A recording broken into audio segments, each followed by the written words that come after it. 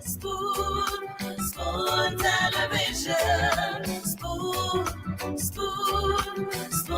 radio station.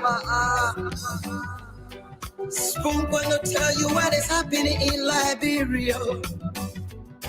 Spoon gonna tell you what is happening in Monrovia. Spoon gonna tell you what is happening in Africa. Just to spoon, you ain't know. The children crying for starvation, just to spoon. You want to get a news update, my brother, to spoon. You want to know what is happening, Moravia, to spoon. Politicians want to make their decision, just to spoon. You want to know what's happening in the ministry, to spoon. Yeah, to spoon. Yeah, to spoon. You from Vonjama, Maryland, to spoon. Yeah, to spoon. If you eat keep on graduate, my brother, to spoon. You got a Spoon TV, you got a Spoon Radio, to spoon. Yeah, to spoon. You want to get a news update, to spoon. What? Yeah, Rastafari. Kilibamba.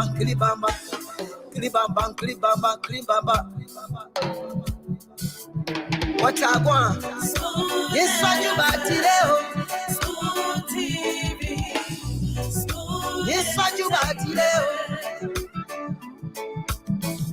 Spoon TV. Spoon. Bala. Skidibidi dabado. Spoon TV. Spoon Entertainment. Kua. Bese kua, kudileo. Kua, kudileo. To the spoon. To get Yes, your information. To the spoon. You always stand coming with the spoon. And your boy, Friday the Southern Band. Charges on the beat. To the spoon. To get your information. To the spoon. To be part of our discussion. Spoon television. Spoon radio station. Spoon gonna tell you what is happening in Liberia. Spoon gonna tell you what is happening in Monrovia. Spoon gonna tell you what is happening in Africa. Just to spoon, you ain't know. The children crying for starvation, just to spoon. You want to get a news update, my brother, to spoon. You want to know what is happening, Moravia, to spoon. Politicians want to make their decision, just to spoon. You want to know what's happening in the ministry, to spoon. Yeah, to spoon. Yeah, to spoon. You from Vonjama, Maryland, to spoon. Yeah, to spoon. If you eat keep on graduate, my brother, to spoon. You got a Spoon TV, you got a Spoon Radio, to spoon. Yeah, to spoon. You want to get a news update, to spoon. What? Yeah, Rastafari. Kilibamba.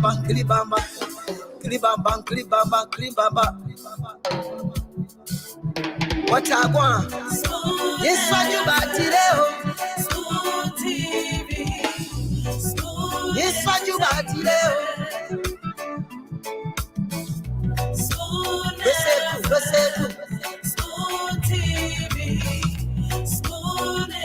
Bala. Skiddy biddy dabado. Spoon TV, Spoon Entertainment.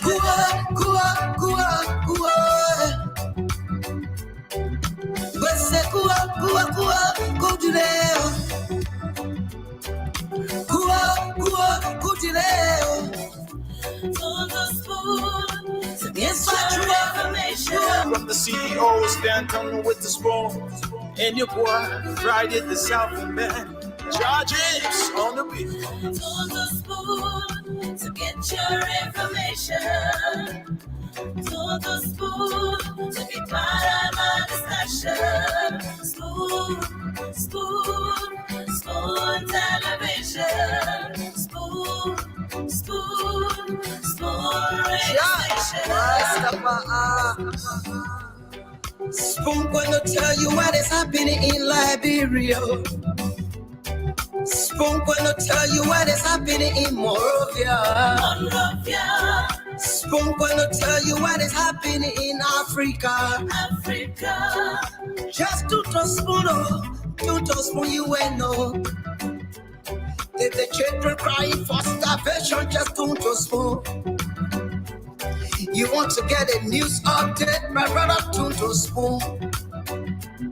You want to know what is happening, Moravia, don't spoon. Politicians want to make their decision, just don't spoon. You want to know what happening in the ministry, don't spoon. Yeah, don't spoon. Yeah, don't spoon. You from Funjama, Maryland, don't spoon. Yeah, don't spoon. If you eat Cape Town, congratulate my brother, don't spoon. You got a Spoon TV, you got a Spoon Radio, don't spoon. Yeah, don't spoon. You want to get a news update, don't spoon. What? Yeah, Rastafari. Kilibamba.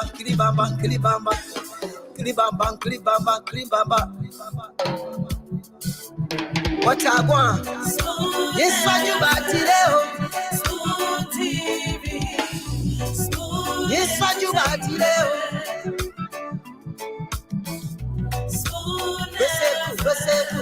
Spoon TV. Spoon Bala. Skiddy biddy dabado. Spoon TV. Spoon Entertainment. Kua. Bese kua, kujileo. Kua, kujileo. Todo Spoon to get Yes, I your try. information. Todo Spoon to be Yes, I part of try. CEO stand coming with the spoon. And your boy, Friday the Southern Band. Charges on the beat. Todo Spoon to get your information. Todo Spoon to be part of our discussion. Spoon television. Spoon radio station. Spoon gonna tell you what is happening in Liberia. Spoon gonna tell you what is happening in Monrovia.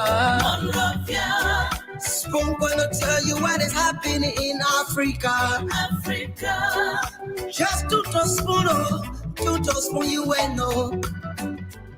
If the children crying for starvation, just don't spoon. You want to get a news update, my brother, don't spoon. You want to know what is happening, Moravia, don't spoon. Politicians want to make their decision, just don't spoon. You want to know what happening in the ministry, don't spoon. Yeah, don't spoon. Yeah, don't spoon. Fonjema, Maryland, Tuto Spoon. Yeah, Tuto Spoon. If you eat Kepa, gradually, my brother, Tuto Spoon. You got a Spoon TV, you got a Spoon Radio, Tuto Spoon. Yeah, Tuto Spoon. You want to get a news update, Tuto Spoon. What? Yeah, Rastafari. Kilibamba, kilibamba, kilibamba. Kilibamba, kilibamba, kilibamba. What I want? Yes, what you got today? Spoon TV. Spoon Yes, what you got today? Spoon Spoon TV. Spoon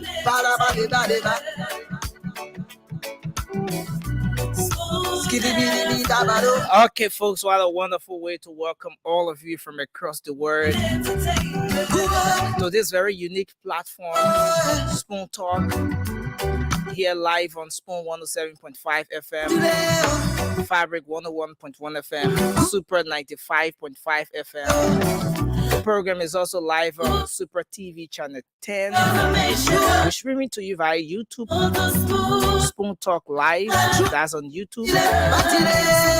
And the program is also live on our online radio, www.spoonfmradio.com. So whichever way you've joined us tonight, whether by means of radio, the live streams on the different social media platforms, or maybe you just sitting right before your television tonight with your family, we'd like to say welcome to another great edition of the program, Spoon Talk. My name is Nelson Colette, and let me just go across now to welcome. Kev is already here, and James is already here. Let me say good evening to you both. I don't know whether it's evening to your respective areas. I think it's afternoon. It should be afternoon at Kev's end. I think afternoon at James. James, is it afternoon from your end? Late evening. Okay, late evening. Okay. I said late evening. Okay, Late I evening. got you. Yeah. Good evening, Yes. sir. Honorable Kev. Yes, how are you? You and Jim should be around the same time. Maybe Yeah, 1 you hour just I'm less ahead of than you 1 2 hour. hours. 2 hours, right? Oh, Yeah. okay. Yeah. Okay. You know, James station in Lofa now. Which part of Lofa is that? Is that Let me tell you. Man, yeah. Giziboyga. I'm the Giziboyga. Giziboyga. Giziboyga. One of the renowned villages in Lofa County, in Zozo District. So how you guys doing? How Ah, you doing over there, James? How everything? I'm okay.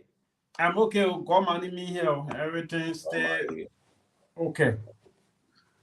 What about you, Nelson? How everything downtown? yeah, I'm doing well. Monrovia is okay today. We had a very good weather and not too much of, in fact, no rain at all. So it's been a sunny day today all day. So yeah, it's good here. Okay. So what news? What trending news down there? Yeah, lots of things happening. I think the tension for this whole rice thing is going down gradually. That's what I observe. But aside from that, that's the movement for economic empowerment. They had their own program Economic. today. Empowerment move, the movement for economic empowerment. Yeah, movement for Yeah. economic empowerment. Yeah, and then they had their own program today. There was traffic jam. I went somewhere around the Pinsville area. I got stuck in the traffic for a little while. There was a kind of traffic jam, Move. and then I got to realize that Move was able to block traffic today. a little traffic jam. You know where you have the Wow. town hall town hall in Pinzo. Yeah, there was a little You traffic. It's follow surprising though. you follow the Imagibi JNB. stuff. Thing Imagibi. Oh yeah. We saw that JNB lockdown. Magibi. That was a lockdown.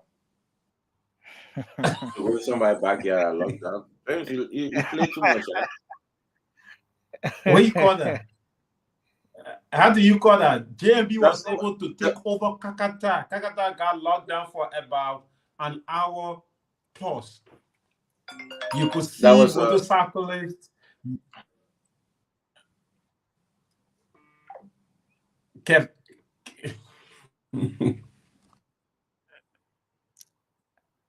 I think the internet is a little slow. Sorry, I just good. You know, look at that thing again. That was the traffic was moving so the traffic was moving so good, right? And they were slowing down. The JNB people were slowing down and acting like that. The traffic, watch. So I was saying to myself, I said the traffic moving. Why they slowing down? They're slowing down, acting like that's something. But I can tell you one thing. That crowd, so Carrasco can pull more crowd than that. Kev, we got it. Kev, we got a video. No argument. Yeah. Come on, let's wait for James. Let's wait for James. James, you got a video? Huh? Yeah, let's. James, do you have the video? Yeah, I want you to show the video where they were on the highway, see the traffic moving and it's slowing down, acting like that traffic. Slowing down, while the traffic on the opposite side was moving good. James, unmute yourself. Yeah, I think James is muted. Unmute yourself, James. No. Yeah, you break it in. I can't. No, I'm not. I'm very good. Do you have the video? Yes, the video coming. All right, bring the video. Because I don't need no argument. Oh yes, but not prepared. It will come out in about 5 days. Yeah, take your time, James. Because they think about lockdown. Let's get it clear. So JNB went out today, right, Kev? He went out there. Kev, is the weather cool at your end? Who, me? Yeah. Yeah. Oh, okay. It's kind of warm over here. It's kind of warm. Yeah, it's cool. But anyway, let me take this thing out. I know that's why you talk. Let me take it out. I went out to school, so I was rushing to come back. Dodo. Don't get mad with Kev. Kev's just saying what he saw on Facebook. He said that somebody backyard. Kev, who backyard was it? We want to share the video. We are waiting for Musa Benete. Once Musa Benete come with stuff. But who backyard was it? That's somebody's shop. Backyard. You see, it's a business center. That's a Jalo shop. That's a Jalo shop. Yeah, at the backyard. Look at you. See something like business center. Yeah, so no. Wait, that's a Jalo shop. Let me say this to you, CEO. When but you Jim, hurry up with the video, man. When you enter Magibi, right? When you enter Magibi, if you're serious, go to BWI fee. See that fee? If you cannot put people on that fee, then you lock down Magibi. It's simple. You got to go to that fee. But if you go to some Jalo place, some business center, you call it lockdown. That's where Carrasco can go. But Carrasco about Carrasco? What can Carrasco do? Don't take Carrasco out of politics, man. You talking about Jose Yima Bwaka going out to pay visit to the people? Listen. Jose Yima Bwaka going out to pay visit to the people of Magibi. Then you tell him, say that Carrasco? Why you got to disrespect your own man? Yes, sir. That's a crowd Carrasco pull. Will Carrasco go there to sit down and lecture?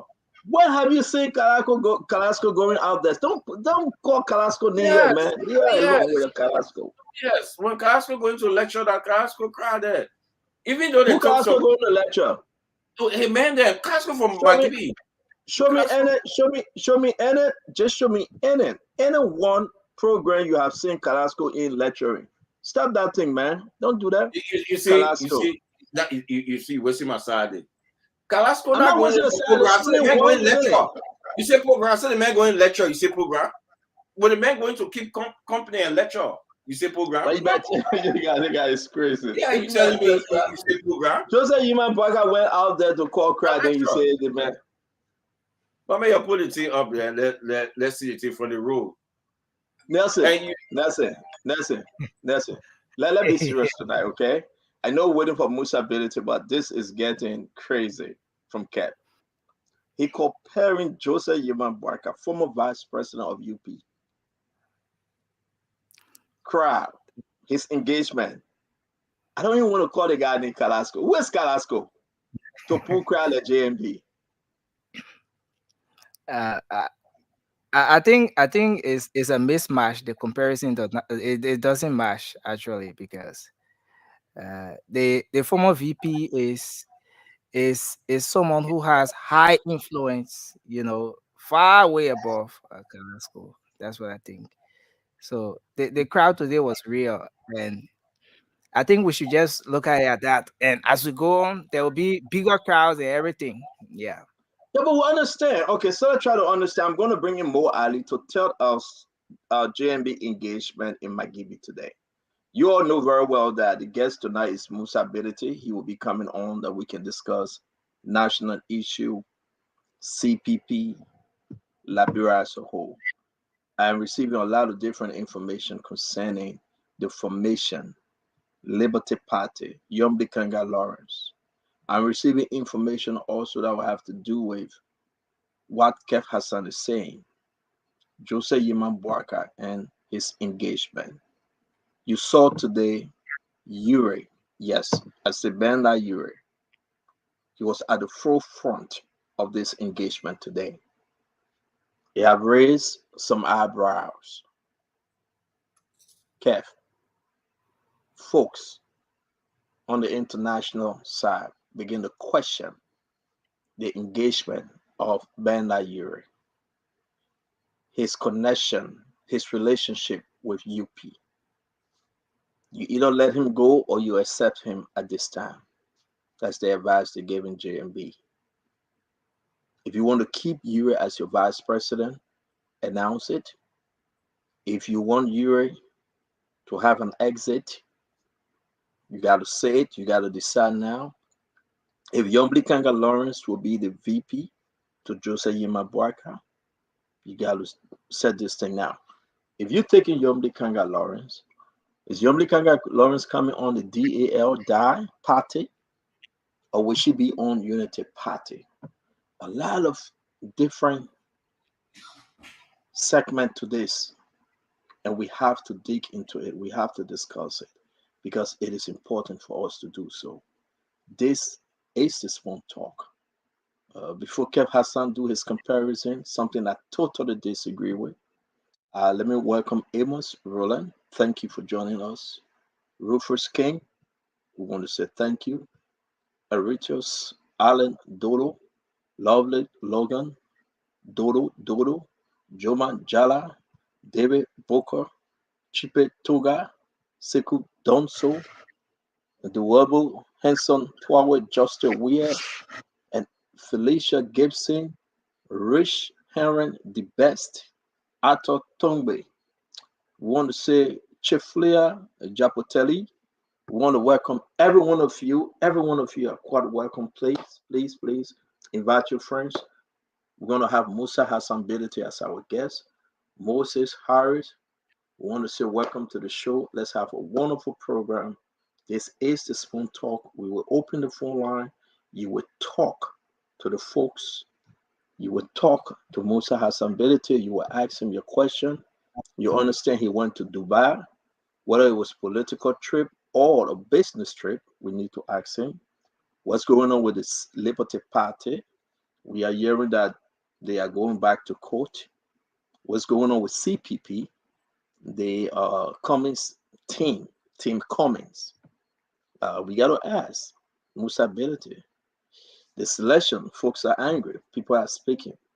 The Cummins is now being Cummins.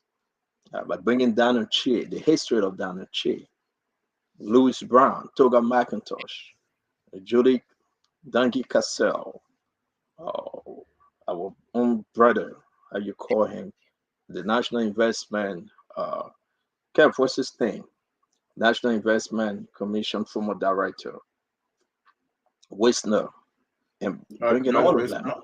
George George Wisner. Wisner. We have to ask Musa Ability, man. Who advised Cummings? Is Cummings having a 360-degree turn? That would be the question. Who advised Cummings? What's going on with Cummings? Go back to the history of Donald Chair. Why Cummings took Donald Chair? Why? Former Defense Minister Honor Charles Taylor. But then you understand, if Cummings can take Louis Brown, the former National Security Advisor to Charles Taylor, why would you question him taking Donald Chair, former Defense Minister, to Charles Taylor? But look at the repetition. Let's understand who they are. How far have they come? Is this to change? Cummings promised Liberians. We'll be asking Musa Ability to all those questions. We need to be serious for once. We need to ask Musa Ability, the chairman for CPP, all these questions. Mo, can you hear us? Let's see. I think Mo Ali is coming by way of the phone. Mo Ali. Yeah, hello. I'm getting you clear. Oh, gentlemen. So, folks, Mo Ali is traveling. He's on his highway. He will be with us by way of the phone. Then he's going to come. Just when he get home, he's going to come live in studio. But now he's driving. Mo, welcome. Welcome. You are live. Talk to us. Do your intro real quick. I'm here. I'm getting you, Stan.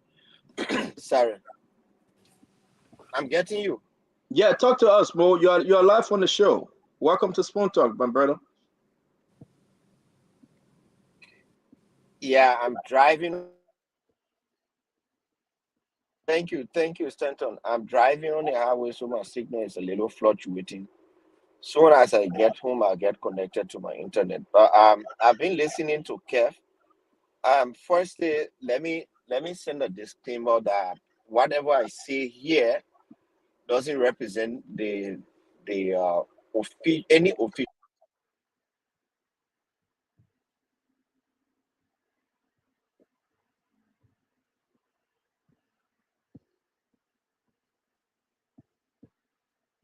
Yeah, his signal is. His signal is bad. We're gonna bring Mo back. We're gonna bring him back. I think Musa is in studio. Let me bring Musa in. Chairman? Yes, sir. Oh, thank you. You're very clear, Chairman. You're very, very clear. It's good to have you. We got Thank Mo. you. Yeah, we got Mo, but he's driving, so his signal is in and out. We're keeping on when he can speak. We'll bring him back. Kev Hassan, we got the chairman, Liberty Party, chairman, CPP, acting political. How you call yourself? Political director, political leader, political whatsoever.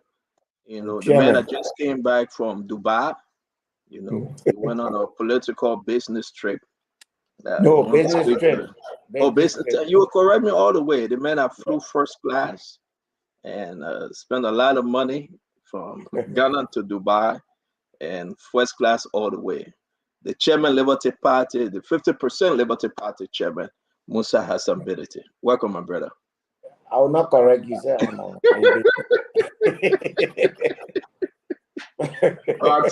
thought you were going to be that one. No, you call whatever me. Well, chairman, welcome, man. Let's have fun tonight. Let's talk to our people. Thank you. Kev, the chairman is in studio. Musa, Yes, that's you. how are you? I'm here. Planning how to. You very enjoy, but we have beef. I see very enjoy. I see you came out and said, but you know I was looking for how they call them, the Interpol. They didn't get you. No, I think that myself that probably how because I was looking for them too. I mean, I heard that the Interpol miss you. You got to Liberia before they realize that you left. Man, I'm not small man. You powerful, my man. You powerful. I can elude Interpol and all. But chairman, welcome to the show. I'm trying to bring the other guys will be joining us shortly. We want to say thank you for joining Spoon again for the 1 million times. Let's talk about the issue. We'll discuss the rest issue, CPP, Liberty Party, other national issue. That's why you're here. We will be bringing in Mo Ali. Just for quick announcement purposes, tomorrow one-on-one with the CEO, we have Cyril Allen from NPP. Wow. On Monday, we have the Secretary General of NPP. We got a recording from Tupi Taylor. She expressing some serious anger on what is going on. We receive information, somebody, if it is correct, somebody passed yesterday at the convention. The person pressure went up. They were taken to the hospital. We received information that Madam Joel Howard Taylor, folks begin to harass the building, broken glasses and things. We want to hear from you, Musa Ability. Then we'll be hearing from Cyril Allen tomorrow and the Secretary General on Monday. But talk to us, give us your intro, and let's talk to our people. You know, I mean, talking to you people, there's not much to introduce to. I just spoon is spoon. I mean, 10 will have to say what you have to say, whether you like it or not. Yeah. Up to now, we're still trying to find out what side you really on, but we can't find out. But I guess it will be a puzzle until we find out. Someday you act like you on the government side, someday you act like you on Baka side, someday you act like you on our side, and the next day you flip all. I mean, so you are creating a lot of problems for us. But the issue is that I on the Liberian people's side. That's the best side to be on, the Liberians. You know, I attack anyone that attack the Liberian people. I go after you no matter who you are. When you try to play unfairly in the game of politics, we go after you. The Liberian people deserve better. And that's why I'm always happy to have you on the show, Musa. Because we can argue, we can disagree, but I understand that you got a good heart, a good spot in you for Liberians. And that's why I'm glad that we are on the show discussing. So let me ask you. Thank you. No, seriously. I am, seriously. You know, if you mess up, I will tell you straight up, real talk. I'll let you know. As always. Yeah. But let me ask you. Let me go down in the District 7. You are running in District 7. I'm receiving some very, very chilling news from District 7, Musa, that folks are giving up. They say you already won. I'm disturbed. I don't believe in that. No, Musa, I've been serious. But I can never. Musa, let me finish. I'm not going to sweet talk you on the show. I have no reason to sweet talk you. All right. I spoke to folks and I call you. But by then you were traveling to Dubai. You didn't pick up my phone. You're traveling to Dubai. They say you have done a lot in Nema District 7, your charity foundation, your engagement with the people, even folks on the street, market women, young men and women that are attending school, colleges in Nema. You are fighting for them. You've been doing this, and this is what someone said, a politician. They said, but Musa been doing this since 2017. Musa, talk to us. Talk to us, Musa. You have now, people are saying Musa won this thing. Musa have taken this thing to a whole another level. I want you to talk to Liberians to that. Talk to folks from District 7, Nema County. Tell us how important and your game plan. And you know, how you see Nema right now. How you see that district. What you're trying to do more than what you have not done. For me, it's this.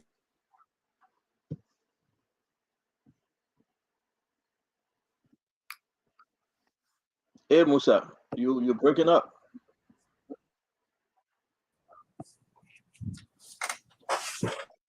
All right, folks, you understand that Musa, I think. Can you hear us? You muted. He's not. It's the internet. No, we're not hearing you. Go out and come back in. We are not hearing you, Musa. I think take him out, let him come back in. You can do that. Mr. Jackson, welcome to the Spoon Talk, sir.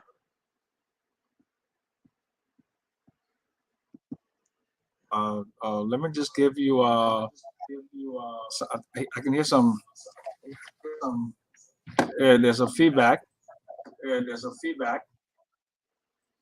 Go ahead, sir. You're good. You want me to go back out? No, you're good. Go ahead. Okay. Yeah, I mean, my very good friend Musa Ability, we are very, very close. So there won't be any fireworks tonight because we are very, very close. Hold on 1 minute. Nelson. It's true. There's a feedback. Yeah. You took out the headset, Mr. Jackson. You want to Nelson, work on the feedback. It's from the studio. Yeah, trying to work on it. Yeah, you yourself having no feedback, Nelson.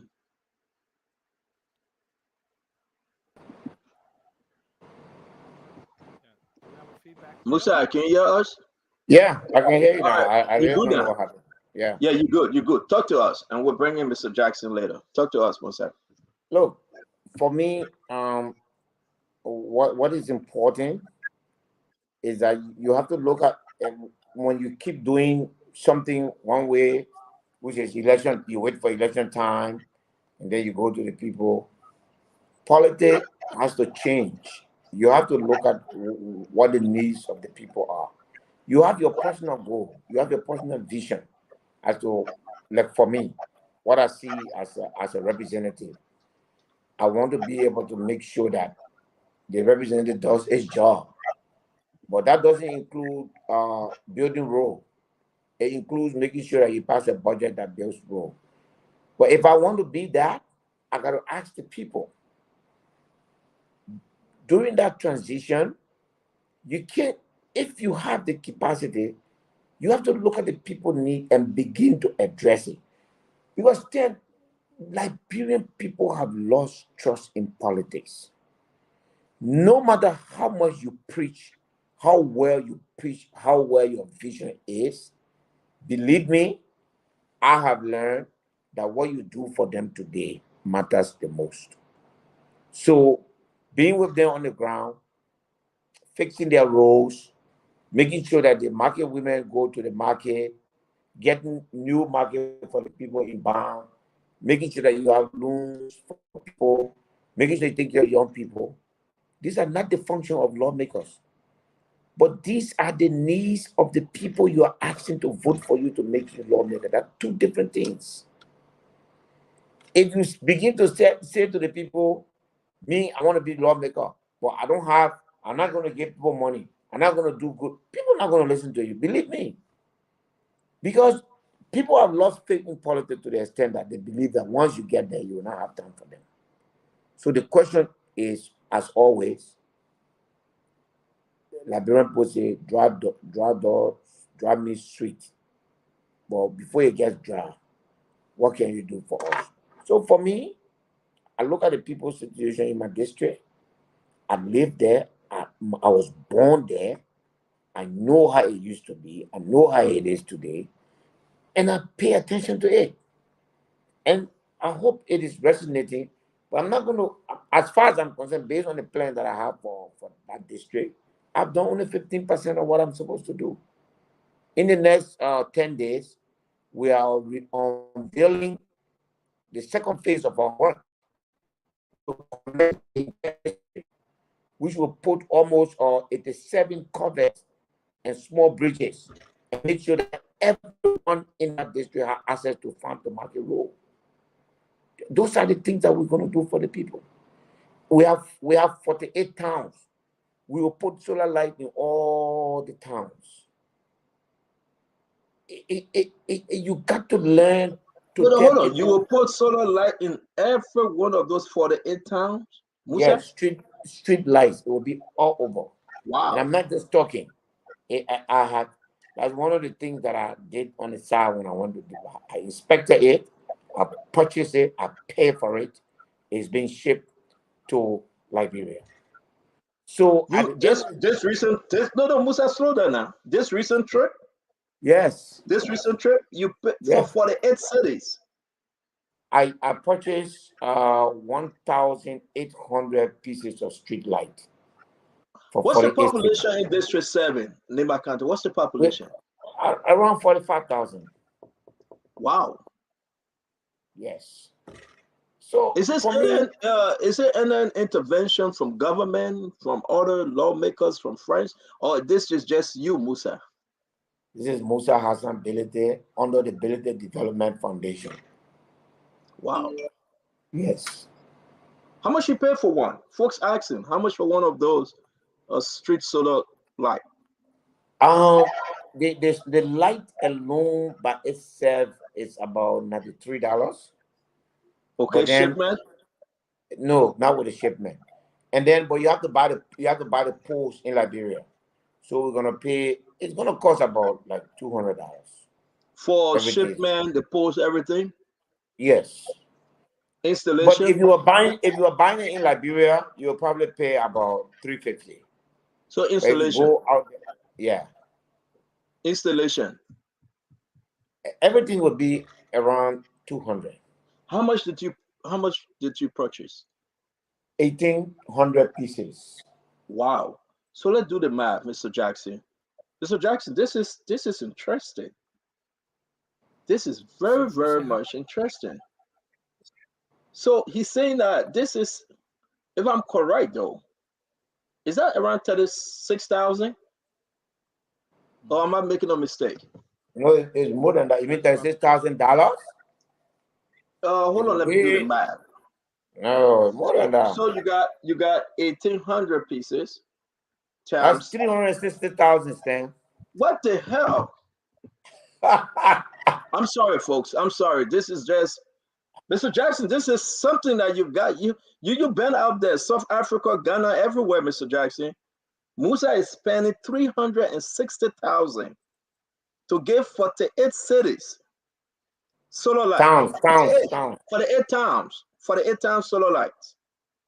I want to bring you in before Kev Hassan, Mr. Jackson. Talk to us. Well, look, let me just make a little, what do you call it, full disclosure. Musa Hassan Bilete and I are very close friends. We've eaten from the same bowl. I call him on a regular basis. He's been ignoring me lately because he won't give me my Keko shows for the last 2 months. But he was very yeah. So he been running away. But I know his mother-in-law will go to the same church. In fact, You saw on Facebook today? Yeah, I saw your Facebook today. So we sit on the same page, and Musa and I have gone a very long way, but we have serious political differences, and those political differences don't have anything to do with a friendship. Look, he's a patriot, he's a humanitarian, he's a philanthropist. I just don't like the politics that Musa is playing today. I talked to him honestly. I know we'll get into that, Mr. Jackson. Let's talk about. You coming there? Okay. I'm not going to tie Musa tonight. We're going to tie him tonight. But let's talk about this thing because you and Sam Jackson together. I will tie him tonight. Were you on this one, Mr. Jackson? Stan, I'm in my office. Stan, I'm very relaxed and ready for 2 of you. Okay. Yeah. So $360,000 is a lot of money, but fortunately, for Musa, he's done extremely well in the business arena here. He's a sharp businessman. He gets that from his combination Mandingo orientation. That's the Mandingo part that know how to hold the money and keep it tight. And he's expanded his money. He's done extremely well. I'm very proud of him. But when it comes to politics, we butt heads, and we'll continue to butt heads until after 2023. But whenever who is inaugurated in January 2020, our friendship is going to will make up. Oh, but remember, you must are not fighting right now, So, Maletin, what you get for me? Where you been? Let me bring in Kev Hassan, Kev Fico. Musa, before I do that, they are asking you how many watts each pole, each solar light. 400 watts. 400. Thank you very much. I think Musa answered your question, Rogers. 400 watts. Kev, almost $500,000. United States dollars, though. 360,000. He's gonna go in this little villages, 48 of them, and say, you know what, you deserve light. Your children studying on a candles and Janko lantern, but we're giving you solar light. They will have a time to stay out, to play, to study, to read, to do the homework, because now here comes the light. Kev, that's amazing. The real life. I have not seen that. I've never heard that before. Let me say this to you, CEO. On the show yesterday, I tackled Wade Powell on this. The reason I said yesterday on the show that Musa Ability, Wade Powell, and them should be the face of what Mr. Comey is trying to do. I'm sorry, Kev. I'm sorry. I'm going to go ahead to highlight some of the positive comments that are coming from Musa, because most people are happy. So go ahead. While you talk, I'm going to highlight them. That's what I said. Musa Ability and Wade and them should be the face of Comey's team, because he Musa Ability endorsed Comey's and kept their CPP alive. That's what I was saying yesterday. Exactly what Musa Ability doing. You know, when I hear folks then saying, "Oh, it's not a job of a lawmaker," of course. But what about your humanitarian side? What about that side? Like we're speaking now in Florida, people are going Florida, other people going there, lawmakers and going there to help. That's what Musa is doing. I disagree with Musa politics. I disagree with Musa where he head into. I think he head into the wrong party, heading to the wrong side. I think Musa trying to bring the wrong government into the power. But Musa as an individual, doing what's right for the people of Nimba. You know, until you put yourself in the shoes of the people of the district, what he trying to do to see the children. Light alone is a security. Light alone is a matter of security. It's a way to because when there's a light protection, our girls, our boys will be protected. So what Musa is doing, I take my hat, but I disagree with his politics. But that's what I'm saying. The face of the ANC, CPP, instead of the face of those guys that represent a certain path in life, I think it's a missed opportunity for Mr. Cummings to not put Musa and Wade them the face of his campaign, because this face, what Musa is doing, is scary. What he's doing, that's the face. But I take my hat off to him for helping our people. So I think it's a missed opportunity for them not to put Musa and Wade Powell at the face of Mr. Cummings' campaign. Thank you, Kev. So let's just talk to Musa a little bit. Musa, and we're going to open this phone line and ask our brothers and sisters to call him little into the program, what they make of this information you are giving us tonight. And I believe that somebody somewhere in Nimba, District 7, will benefit from your contribution to that district. People are saying to you, Musa, you're a real son of Nimba. Thanks for the great job. People are saying bravo. But someone asked the question, and I want to share with you. Why now, Chairman? Why now? First of all, it's not now. The Secretary is where I was born. I was raised there. I was inspired in that town. I went to school there. I went to Johnny Vocal. I went to the mission school. No matter who I become in life, that place means everything to me.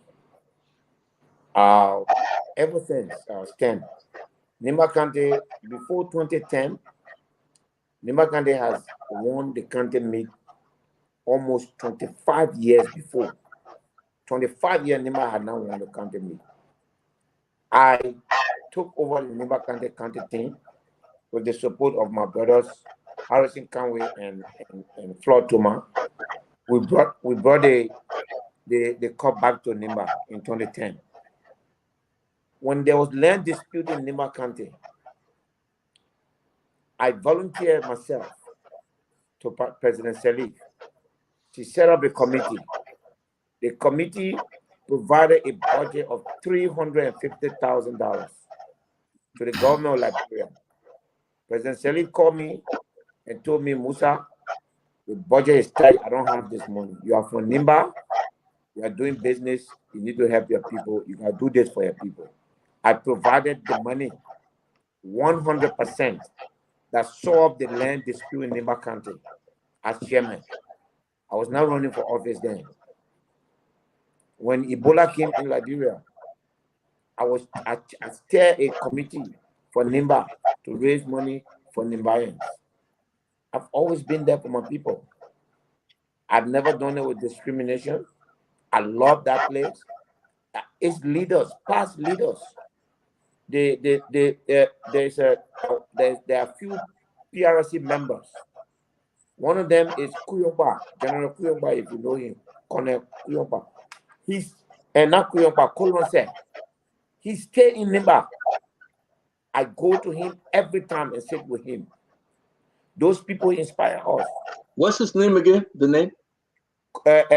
Kolonse. Yeah, he's there. Kolonse is there. I sit with him. Yeah, those people inspire us. Robert G. say, those were our leaders when we were small. I love the place. I've done everything for my county. And I say to people, Stan, I don't have to win the election. The last week I went to the people, I told them, in spite of everything I'm doing, if there's someone else who you think can do better than me and can provide better leadership than I can, vote for that person. As a country, we've reached that point where we have to make a choice based on the quality of the leader. So for me, doing this thing, the lies I'm telling you about is less than 20% of the total development we are doing. Wow. The roads we are facing, we have 11 yellow machines in that town, in that district right now as I speak to you. 11. Musa, let me hold you right there. Let me hold you right there, Musa. And I know you're going to explain. Welcome to the show, Anthony Yakula. Thank you for joining us on this Saturday.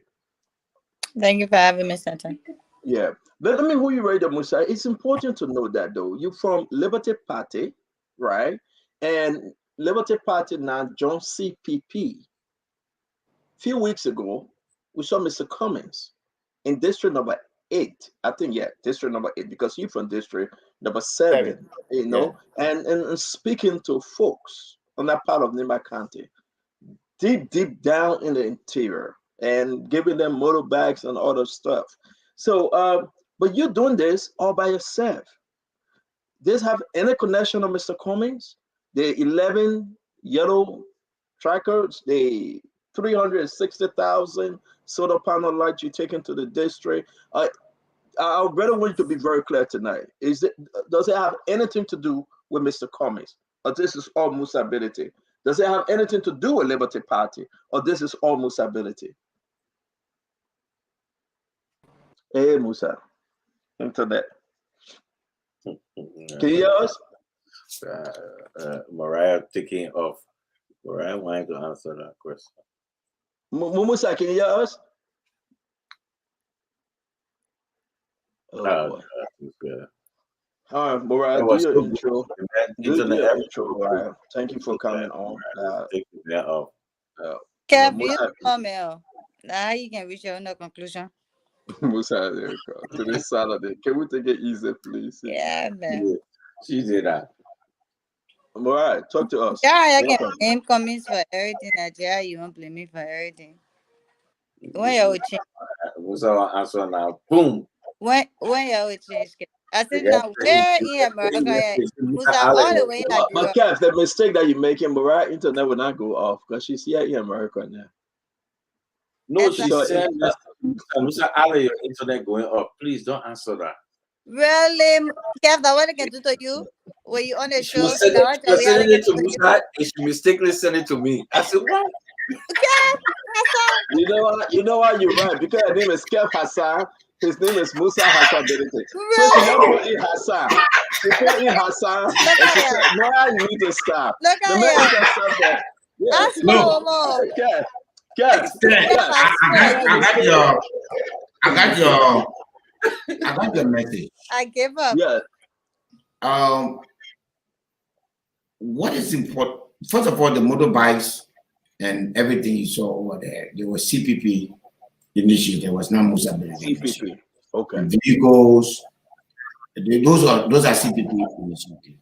You know, Mr. Cumming is the leader of the CPP as an organization. He lead that process. So everything you saw in Nimba last week, it was through the CPP under the leadership of Mr. Alexander B. Cummings. Okay. The work that my foundation is doing in my county, it's from me to my people. Musa Ability. Yes, that's why it is under the Ability Development Foundation. Okay. And that work, I have tried to ensure that it doesn't carry politics anymore. If I have put politics there, I'll probably not have, succeeded, in the way that I'm doing right now, because everybody is responding to me. We all, last week, Mr. Cummings spent the weekend at my place in District 7. Before we left for District 8 meeting, he had several meetings in my town, in Secretary. Nobody has any question as to what I do, what my politics is. But what I do in Nimba, I tell all my fellow Nimbayans that this country is too big. This year, it will have about 500,000 votes. All of us can go and get our share of the vote without tearing each other down. And that's the style of politics that I have in that country. The CPP will win Nimba. I'm not going to tell you more than that. No, but we're going to come to the CPP. You can take this recording and keep it. Yeah, but we'll come to the CPP. I don't speak in vacuum. Chairman, we'll come to the CPP. I want us to talk about Musa first. So for the foundation and the work that I'm doing, it's from me to my people. That's how passionate I am. What I put in that district, I don't need 10% of it to go to where I live, District 8. I live District 8, right here. I can be representative and spend less than 10% of the money that I'm spending in my country. But I don't do hostile politics. I don't have identity crisis. The day I step into government as a representative of the people, it has to be my people. And I was born out there. That district needs me. I'm going to go, if they choose to elect me, I'm going to go to represent them. And hopefully I'll represent them through the CPP under the leadership of President Cummings. And Liberia will be different. Thank you. Let me bring in the other guys real quick, Musa. When your shipment arriving? When? It's about 40. They say, look, this time in Africa, they say 45 days, but I don't believe it. So I put 60 days. You give it 2 months. Yes. Okay. I'm hoping that for Secretary and Ban, those two cities, they alone take about 600 poles, because they will have to take those are our twin cities. That's the only part of Liberia that have twin cities. For those of you who are in Minnesota, we also have twin cities here. So we're gonna put lights in those cities. Don't be that, man. Huh? I said, don't be that, Joe. We are in Miami. No, it's not Miami. we have twin cities. So here we're gonna light those two cities. The posts will start rolling in next week. We've already finalized the poll. The polls will start rolling in next week. We'll start planting the polls. And once the light comes, we put a light on it. And here it's 10. those two cities will never be the same again. And I say to my people, you can still vote for somebody else. But I would never engage in tribalism. I would never engage in divisive politics. And I believe that our country is fragile, Nimba. We've gone through so much stress as a people that it doesn't deserve any more stress. So I talk to people every day. I talk to people from different political orientation. And the reason for that is that I tell them, you can support whoever you want to support, and you and I can remain friends. I don't have to insult you, or you don't have to insult me. So when I tell people that I will CPP will win in Nimba, I have my reason. And when you ask me, if I will not tell you, I have my reason. The result. Don't tell me yet. I will get it from you later. Don't tell me yet. Not on the show tonight. I will tell you October next year. I know how to get information from you, Musa. But Musa, let's bring in Kev Hassan, Mr. Jackson, Kev Hassan, Mr. Jackson, and Antonin Yakula to ask you the question. Guys, let's talk about Musa and District 7 in my county. Then we'll branch off to CPP and we'll discuss other national issues. If you have any question concerning Musa running as representative, District 7, let's ask this question. You guys understand that he just returned from Dubai, spent almost 360,000 United States dollars, and we're going to write on this story. In 60 days, 2 months, those shipments will be in, and the people of District number 7, Nimba County, will see light. The children, the real light. The real life, and the children will be happy. And you know what? We're going to carry that life because this is a blessing for the folks in Nimba District number 7. Kev? Yeah, Musa, you're doing a great job. My fear is that you're running in 2023 election, and because of the wave of this president, I don't know if that wave might sweep you away from what you're trying to do, because it will be a heavy tsunami from us in Nimba. So I worry that if you will survive under that tsunami. But my question to you, if you elected, will you do more? My first question, will you do more than what you're doing for the people of your district? First, the foundation is 100% financed by my company, and it is not tied to my politics. No matter the outcome of the election, I'll continue to do for the people. So they deserve that. You say if you elected, you will do more. But what about the your answer is yes. What about people who saying, and especially from your affiliation, especially from your side, your sister party, the ANC folks, are saying it's not a job of a lawmaker. Those lawmakers who trying to help, they should not be there. That's not their job.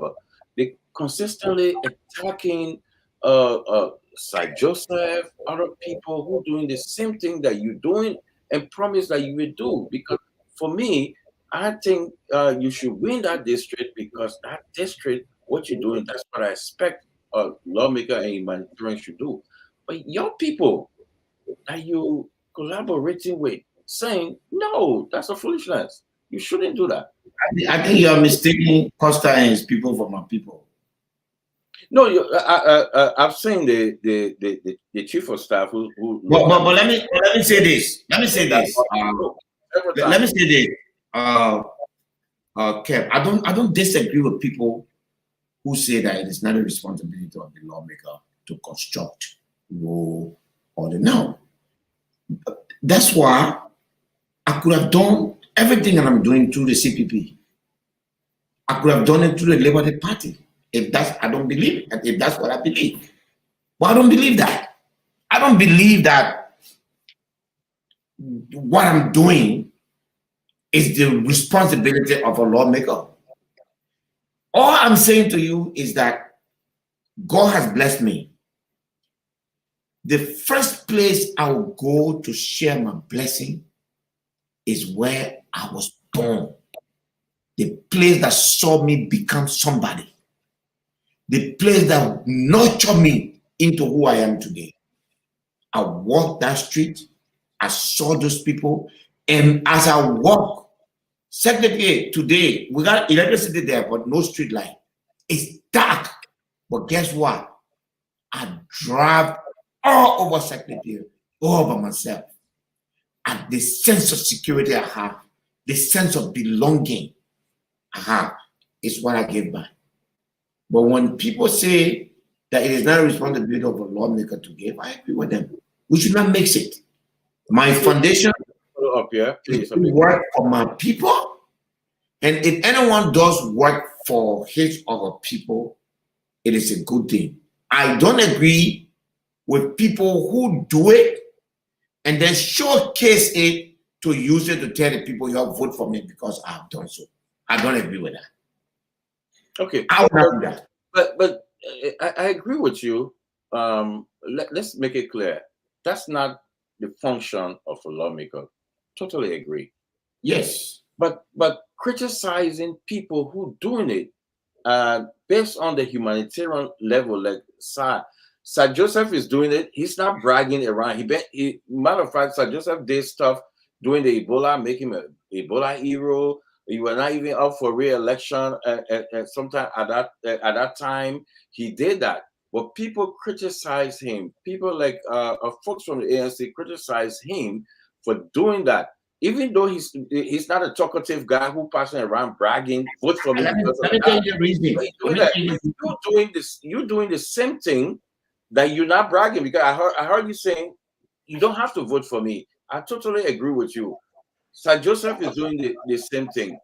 Why those folks of the ANC is Sir Joseph really doing the same thing?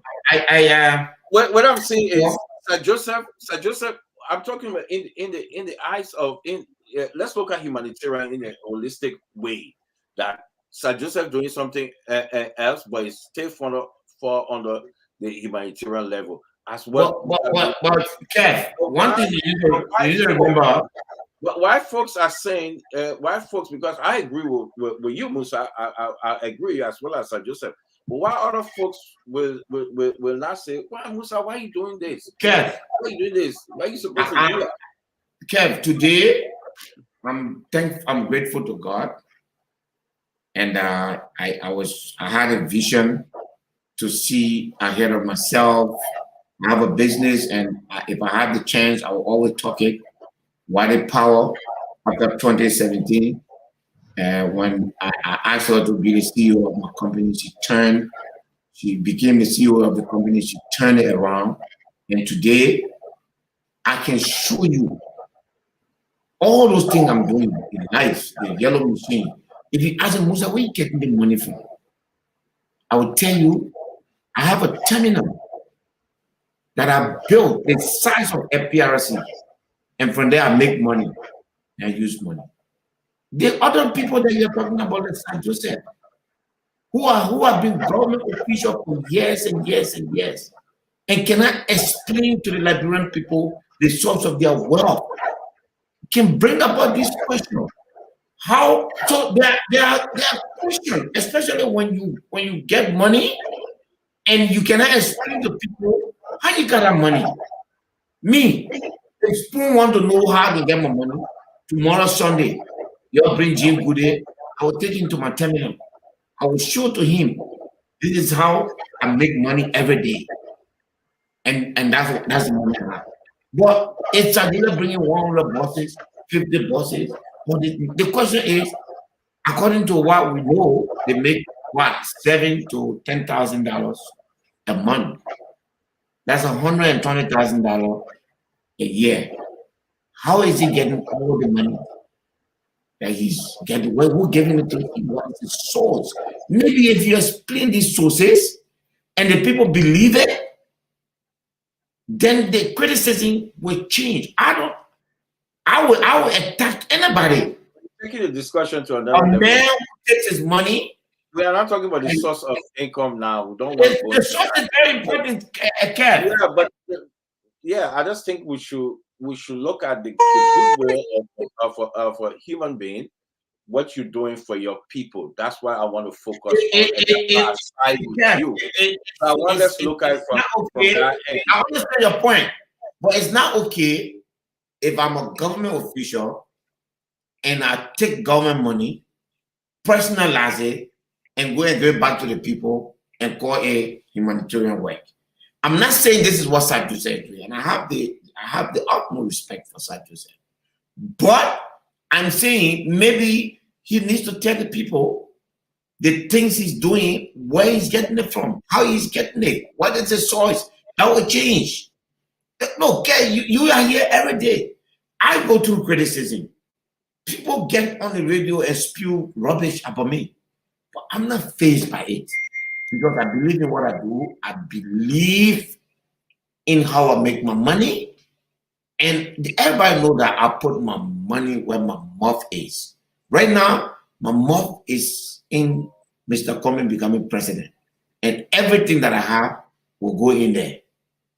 So if Sir Joseph is making an honest money, I'm just saying, as a private citizen, people's reaction to my humanitarian gesture will vary as compared to people's reaction to a government official's humanitarian gesture. Thank you very much, Musa. Thank you. Mr. Jackson, please.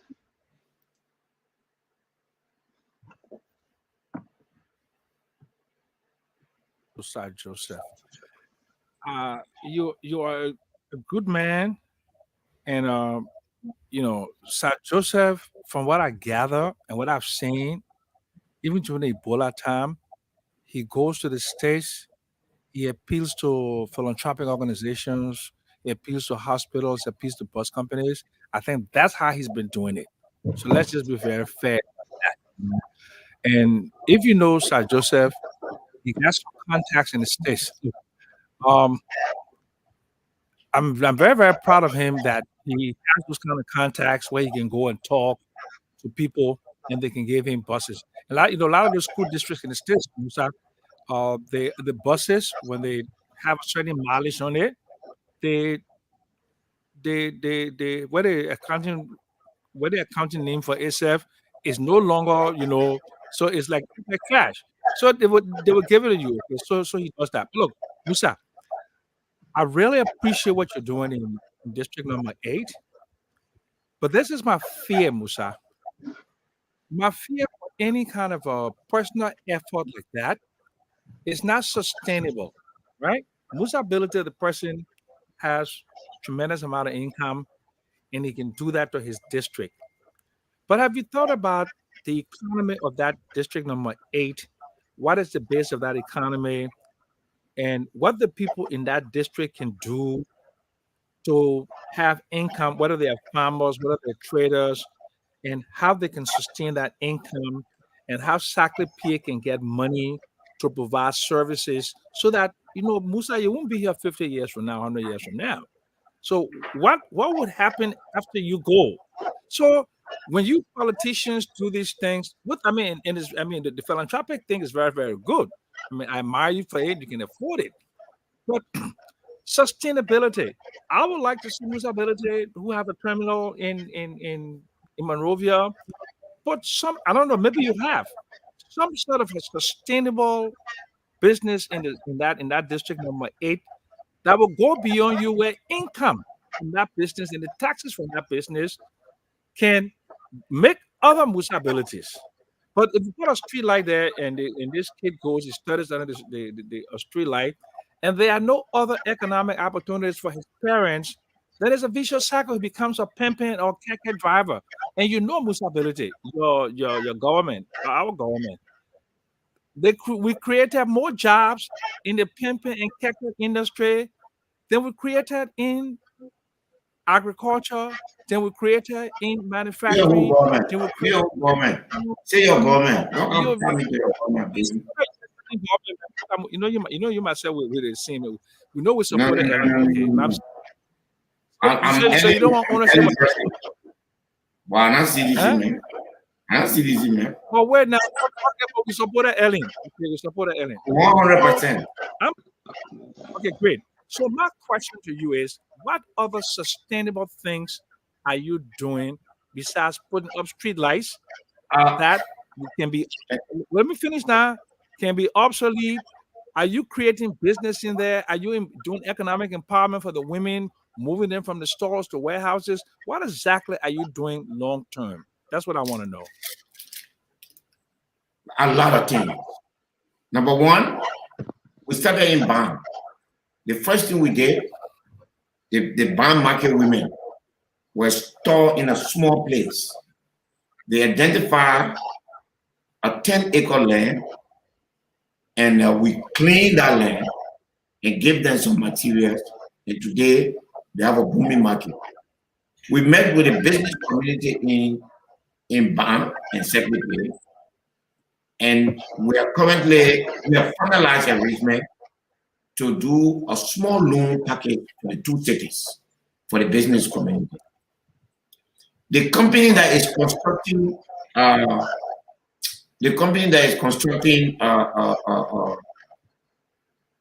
FPRC terminal, we just signed a contract with them to build a first ever petroleum terminal in Nimba County, in Ganta.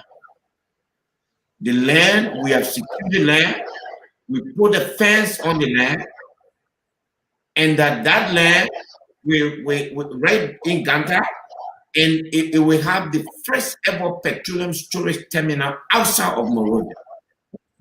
Opposite that land, we bought a 40-acre of land that we currently cleaning up, and will open the first commercial center in Liberia outside of Monrovia. And we have contacts in Dubai where goods that are currently being sold in Monrovia, you will get them in Ganta at better prices, and you will have no reason to come to Monrovia to buy those things. We're doing that for the long term. No, let me. Very good. We are discussing with an American university that is currently being constructed in Secretary, and we made a partnership proposal to them, and they are currently discussing our proposal. And even before that, we started contributing to them, expanding their capacity to build the university for the growth of our future generation. So my activity in Nimba is not stuck in, my activity in Secretary, in Nimba is not stuck in my district, and also it's not in the short term. Like I said, let me tell you something. When people look at this election, there are a lot of people, close friends of mine, who say, my man, the thing is doing when you lose the election, it will have a huge psychological impact. I told them not true. In fact, this election, when I lose it, it can result into something even bigger for me. I have never been afraid of this. Barack Obama lost the election in Chicago to become president of America. George Weah, all he wanted to be the president of the Liberia Football Association. And they made the rule that prevented him from becoming president of LFA and stopped him from participating in the election. He's our president today. So I'm not afraid to lose. But my activity also in the country is not also political. It's commercial. As I'm speaking to you, I'm discussing with two banks. As big as Nimba County is, besides Secretary, there's no bank. I think we got one in San Nicolas. We have 22,000 people living in Secretary alone. There's no financial center. So I have made a proposal to a bank that I will pay for the financial center in the short term, as long as they have a cash center. We call it a cash center, where people can go and cash their government check and their regular check, so that our people can work to do something. So I'm not just looking at putting street light. Street light is good. I like it, but it's short term. The road work is good, but it's continuous. All of the roads we fixed last season Everything's spoiled right now as I talk to you. We are starting next week to restart. So these are continuous. Yes. Okay. Okay, Musa, look. Thank you. So then to the naysayers then out there, to the Cummings people in the diaspora who think the sky is falling in Liberia, I mean, can you tell them that there are things that people are actually doing that are tangible on the ground, that the sky, is not falling? The sky is falling. So Musa, if you say the sky is falling, the sky doesn't fall. Then when the sky is falling, the ground doesn't see anything. But Musa, give him chance to Musa, give him chance. Let Mr. Jackson finish his question, please. So you got money to put in the bottomless pit where the sky is falling. You go invest your money in a country where the sky is falling. It is my country. I refuse to call it a bottomless pit. I refuse to call it. But Chairman, let him finish. Let him finish. The man is lecturing, not asking me question. Yeah, let him finish. Let him finish, please. So you can actually say that the sky is not falling, and that people are doing things in Liberia under the George Weah administration, including Musa Belete, who is part of the CPP. He's investing because he sees a better day in Liberia. Am I correct? No, let me say this. First of all, your analogy is wrong, and let me tell you why. Life in Liberia is not about Musa Belete. No matter who becomes president of Liberia, Musa Belete will survive. There are people who will not survive under the current circumstances. There are people who are struggling, not me. I never keep doing wanted to tell you that I'm struggling. And by the grace of God, I'm not struggling. But it doesn't mean that people are not struggling. Sam, and Sam, you are an economist. At some point in time, I can be very, very surprised and so not disappointed in your positioning. This is a populist government. Do you think we're supposed to have rights problem in this country? A populist government supposed to play with the population in mind. We gotta move on to Murai. We gotta Mr. Jackson, Mr. Jackson, Mr. Benedict, Mr. Benedict, we gotta move on. When you are a populist government, you have to take specific look at specific issues, which means Mr. Jackson, please. Sam, that thing you do that and do it. If next time you do it to me, you will not talk on the show here. Chairman, each other to talk. You talk, I talk. So that what I'm saying to you is that a populist government should not allow us to reach to this point. What do I mean? Do you see the opportunity in the fact that we're spending over 250 million United States dollars to import rice in our country? And we have a soil that does not even need fertilizer to grow rice. Sam, I cringe when I see that you don't talk about things like that, because that's not you. I know you to be the guy who will say, we messed up. The people, the ordinary people, if anybody should struggle, the ordinary people should not struggle in this government. Rice should not be. We'll come to the rice issue. They can be to deal with it. Musa, we'll come to the rice Our issue. economy is in the hands of other people, and it shouldn't be like that. Chairman, we will come to the rice issue. I just want you to directly answer Mr. Jackson's question, because we'll be moving to Murai. Mr. Jackson's question was very upfront. If the country is good, you went out there, you spoke to folks from Dubai, you are engaged in United States universities, you are speaking to other bankers and institutions, to bring in those systems in Nimba County. If it is all well with you to negotiate and advocate, then should we say the country is better for But investment? but that's not the reason why the country is bad. The country is not bad because people don't have people like me cannot do things. The country is not okay because the ordinary people.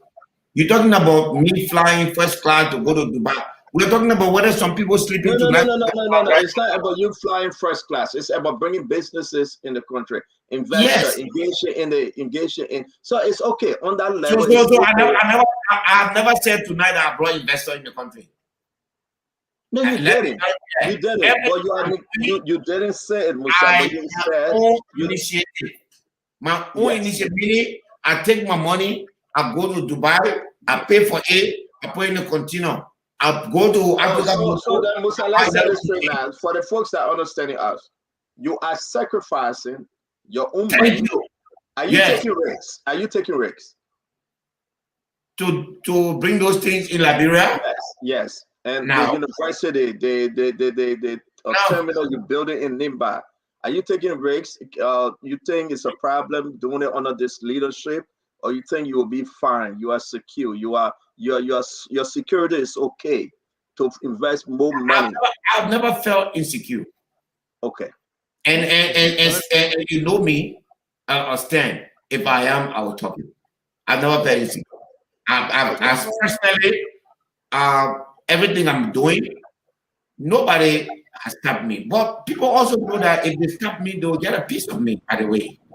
So I'm not a quiet person. You answer the question. Let's go to Mariah. Mariah.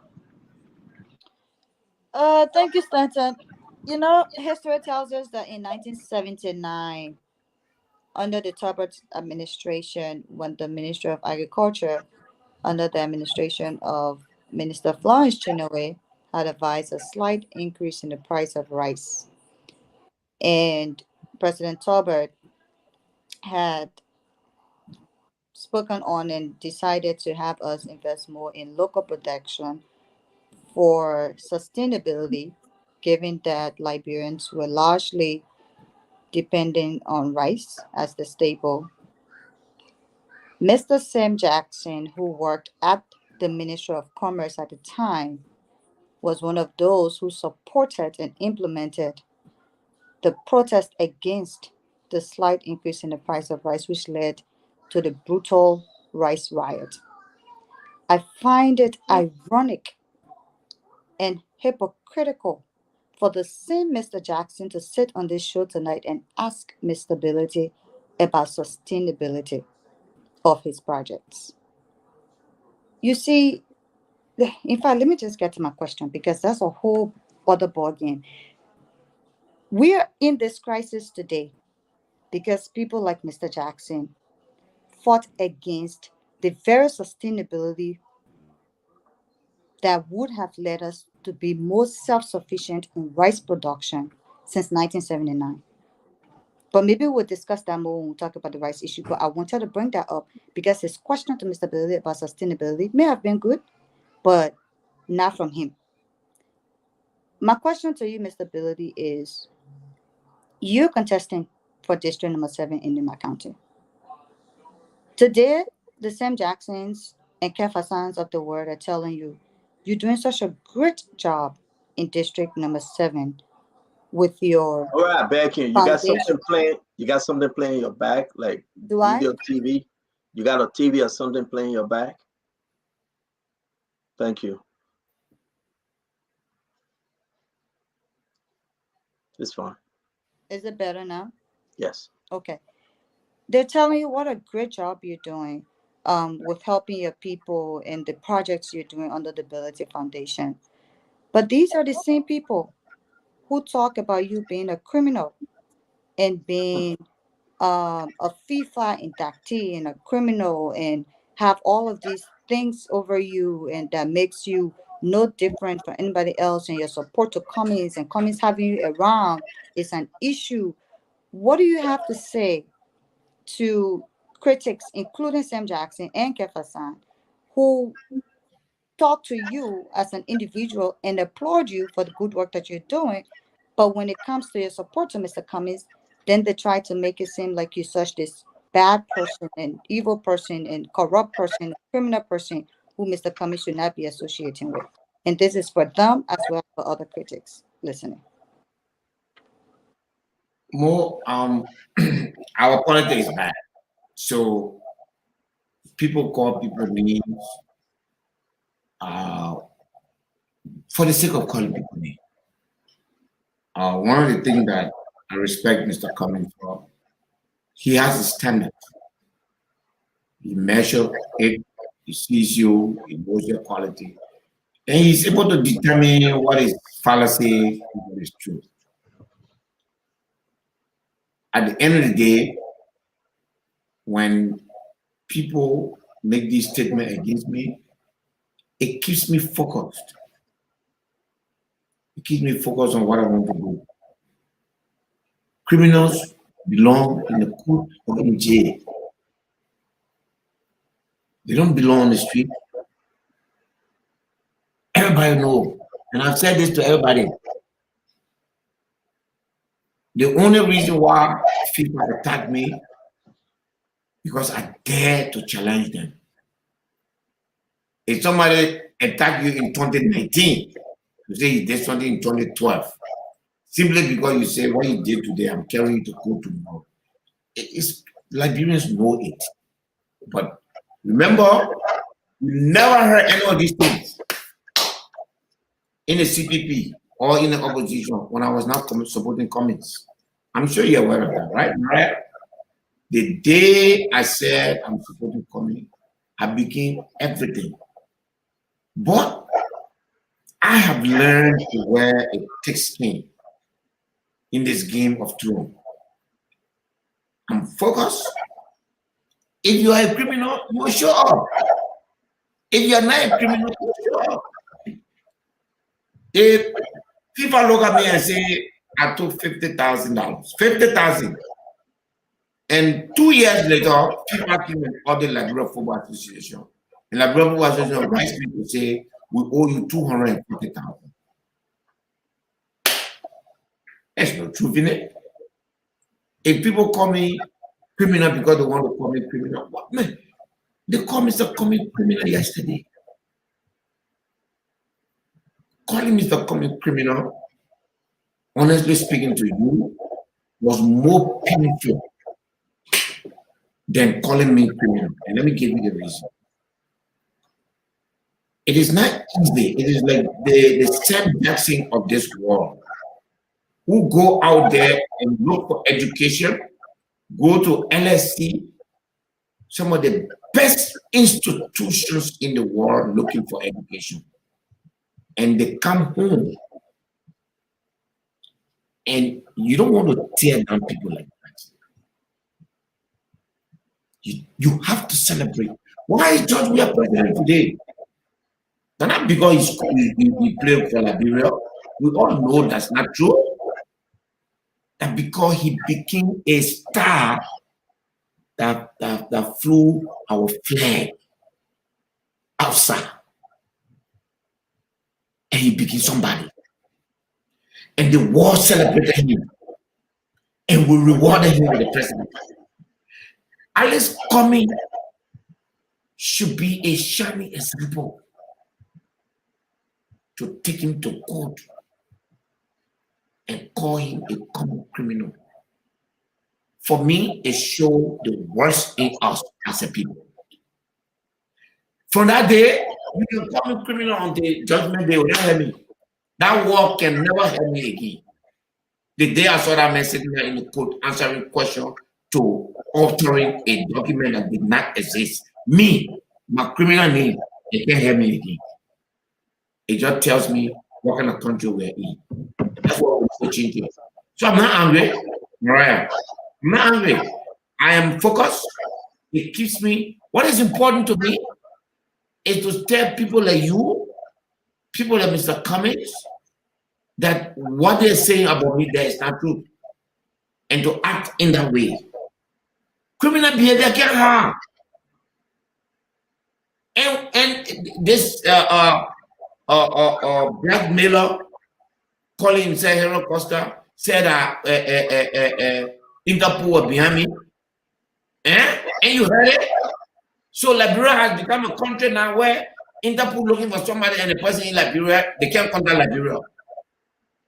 And Interpol does not work in Greece, it does not work in Turkey, it does not work in Dubai either, or even Accra. But Liberians believe that. Can you imagine? We can sit down and believe that.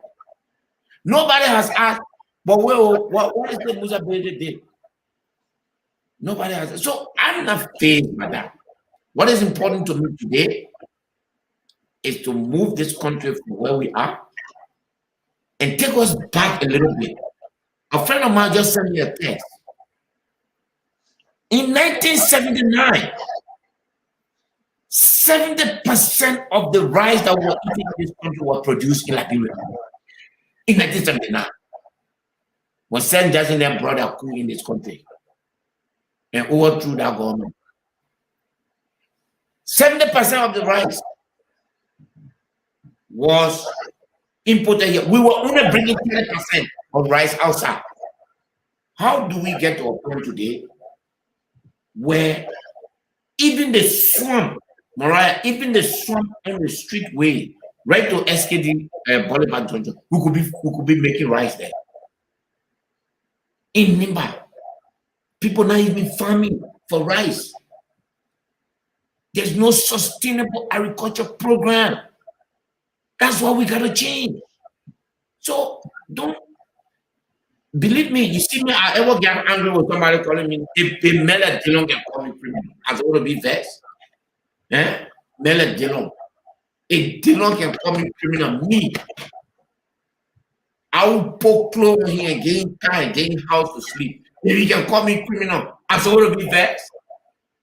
Don't make me name Pagonson here. Because that thing is not making me angry anymore. It is simply because people have gone out of things to say to me. Guess what, Mariah? You were encyclopedia the other day with me. You saw how my people react to me.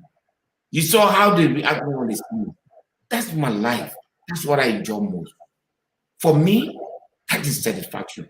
Let the naysayer go out there and call me the names they want to call me. They're not the name that matter. I am who I am. I'm proud of it. It's a good one. Thank you very much. Mariah, you have another one? You're muted, Mariah. Oh, I thought I was only asking one question each. No, it's two. We are not many. Ask your second question. Oh, okay. I can ask that. Musa, you running in District 7, and there are several other persons contesting in that district. And you, with all of the projects that you're doing, you've told the people you don't have to vote for me. You can decide to vote for whoever you want to vote for. If you are not voted for, and this is a 2-in-1 question, and you continue to do the work as Fidelity Foundation, would you be working with whoever is elected as representative in that district, or would you just continue to work as Fidelity Foundation with the projects that you're doing? The second question is, if you are elected, do you have any ambition, and there has been conversations around that or rumors about it, do you have any concern or any ambition of being Speaker of the House if elected as representative for the District 7? Well, if I don't win the election, whoever that comes, leadership is upon the person who has it. If the person reaches out to me to work with me, I'll continue to work with the person for the development of our district. Would you reach out to them if they don't reach out to you? Yes, I will attempt to reach out to them. And the reason is, I believe in trying to deliver to the people, no matter who has power. At the end of the day, I believe in constructive engagement. Whoever the people want, you can't do nothing about that. You have to respect that. So if the people decide that, Musa, we really like what you're doing for us, we like the development, we like the good things about, we don't think that you can be the president to represent us in the parliament. I respect that. On the second question, the CPP has a framework agreement, by the way. That agreement entitles the Liberty Party to the speakership position. As leader of the Liberty Party, I expect, if I win, to be the president to be presented to the CPP as the candidate for speaker. But Mariah, here's how I look at myself.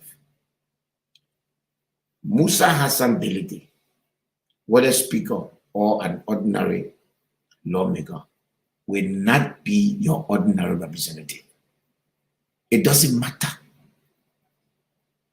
I believe that the CPP is going to win majority, and automatically I will be speaker. But if we don't get majority and somebody else becomes speaker, no problem. I'm not going to seek election to be speaker. I'm going to seek election to be representative of my people, where I will make sure any budget that is signed, if it doesn't have the interest of that district, I will not sign onto it. I would not do anything that will leave my people behind. However, no one is elected to be speaker.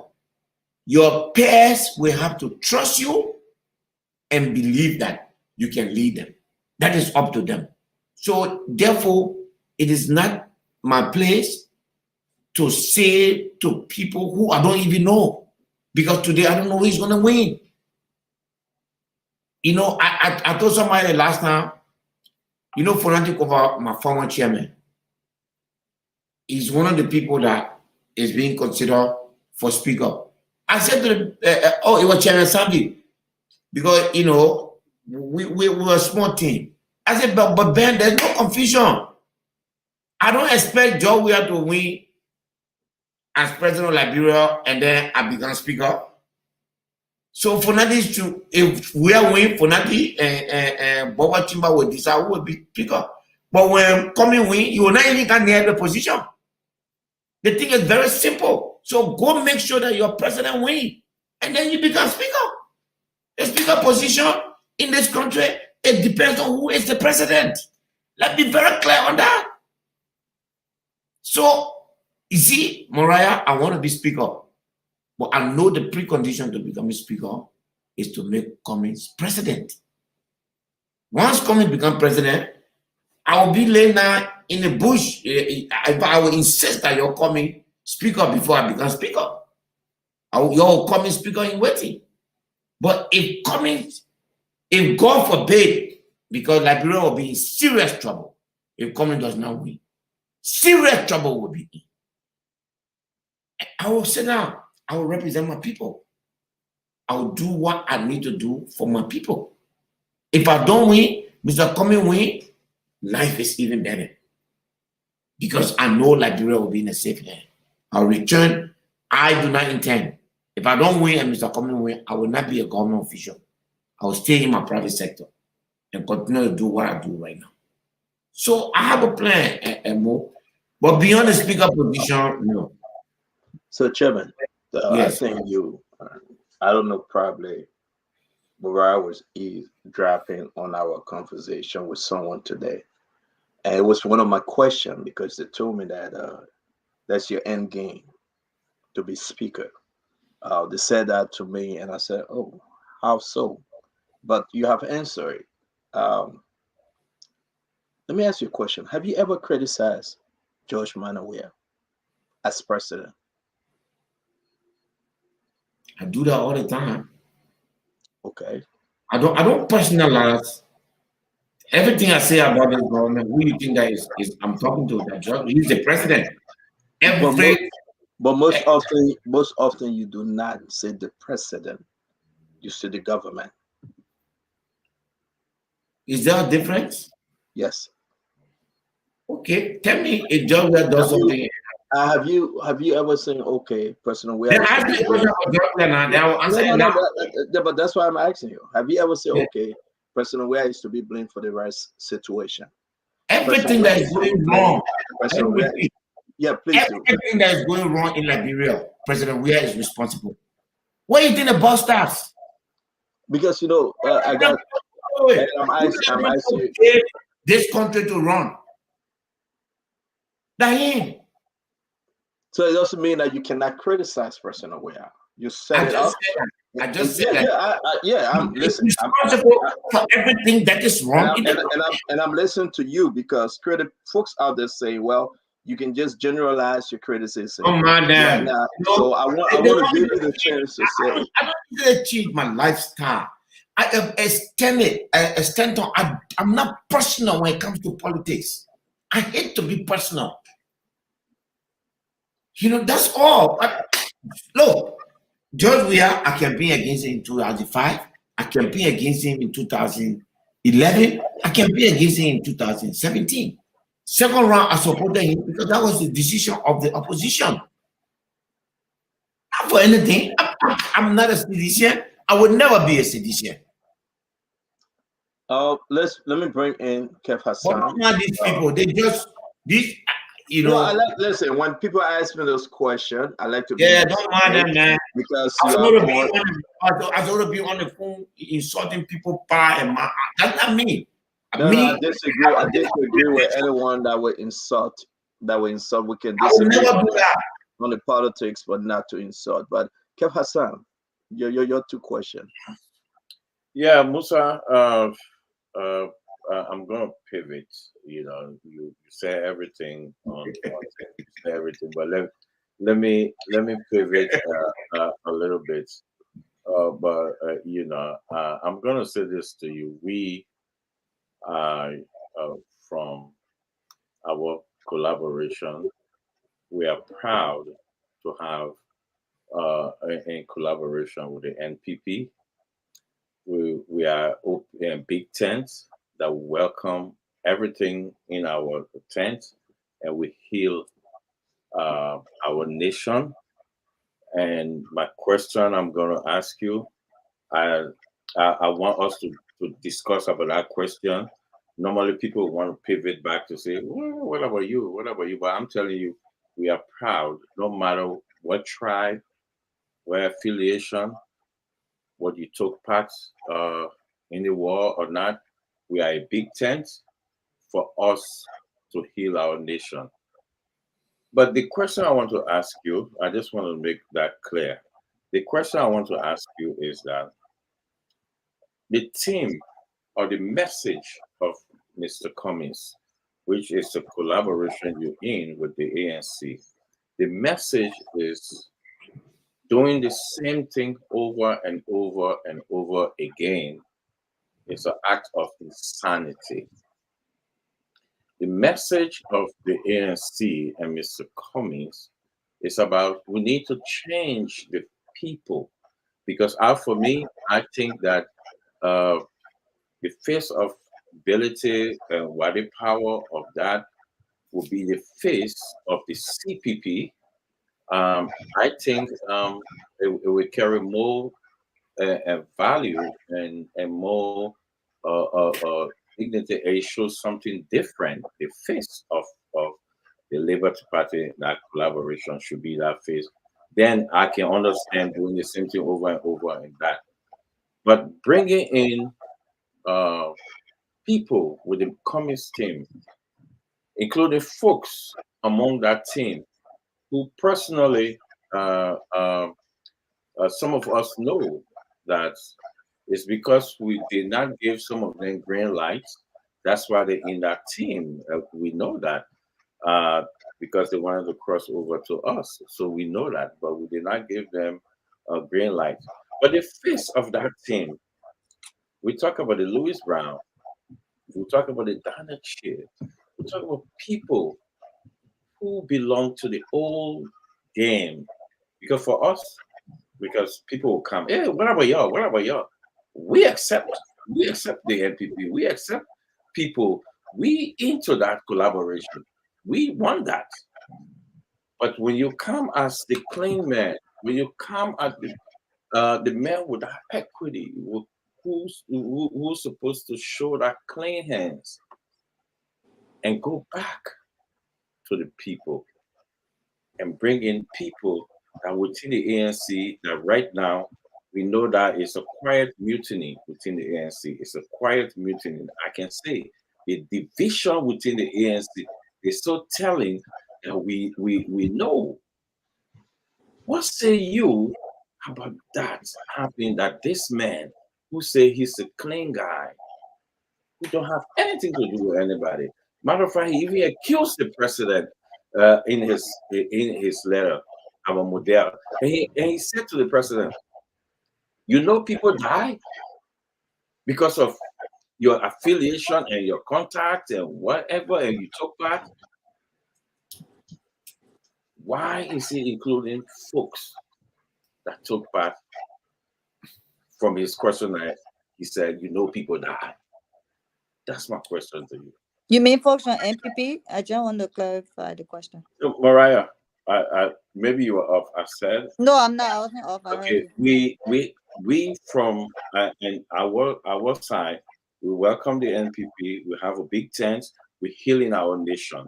Oh. Whether Mariah Yakula do this, whether Mariah Yakula do that, we come together and we'll heal the nation. Mm-hmm. I'm saying, heal the nation too.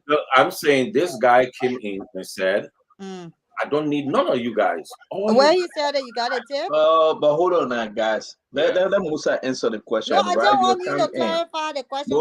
Mariah, let the guest answer the question. Oh, okay. Let the guest answer. Yeah. I think, Kev, I think we in the CPP, we dropped the ball on this issue. We allow you people to attribute a statement to Mr. Cummings that he did not make. And we let you run away with it every day. And we say nothing. I think we dropped the ball. Alexander Cummings has never made any such distinction. He will not make that distinction. And that is not how he's going to run his campaign. And if you are worried that the people that came the last time to form part of the campaign, because you know them and you know that they can fight, and if you are worried about them coming, more will come. Everybody in Liberia here will be part of Arizona committee. And there will be no discrimination. It will be a combination of everybody and all kind of people. Guess what will happen? After Mr. Cummings becomes president, when he is in authority, he will then create a new beginning, an opportunity for everybody to start anew. If we take this country and say, yesterday, Sam Jackson was this, day before yesterday, this person was this, there will be nobody to run the country. Alexander Cummings is a clean man. Not all he has said and all we say. He never said that he's not going to get into, what is your definition of clean and dirty? We just allow you all to walk with this thing and we say nothing, and going forward, we'll respond to it. You're scared because the Louis Brown, the Daniel Chair, and all these people are on board. We'll bring more. Extent on. Let me ask you a simple question. Yeah, before CEO comes in,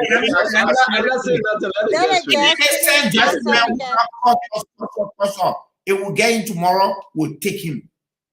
There's no discrimination in Alexander Cummings camp. You don't run the country from outside. You run the country when you become the head of the country. I want you to explain this to me. Let me ask this question. I want you to explain this to me. Cummings became president of Liberia. Let him finish. Cummings become president of Liberia. He will set his standard. He will tell his people all of us. This is how I work. This is how going forward we're gonna take this country. This country, nobody is gonna be stigmatized. All Musa, that. are you hearing yourself, Musa? Are you hearing yourself? Yes. Are you serious with the folks tonight? So, By the way, Kev, ask a question, then we'll come in. Okay, let me ask the second question, Musa. You go on. Musa. When Mr. Cummings, no, I'm finished. When Mr. Cummings was in, when two people were together, you didn't ask this question. When CDC have the entire NPP, you didn't ask them that question. So why are you setting one standard for Cummings and setting standard for everybody else? No. Okay, Cummings will interact with Liberians everywhere and bring everybody under one tent and give everybody the opportunity to start anew. That your stigmatization that you're on, it will not work. Question.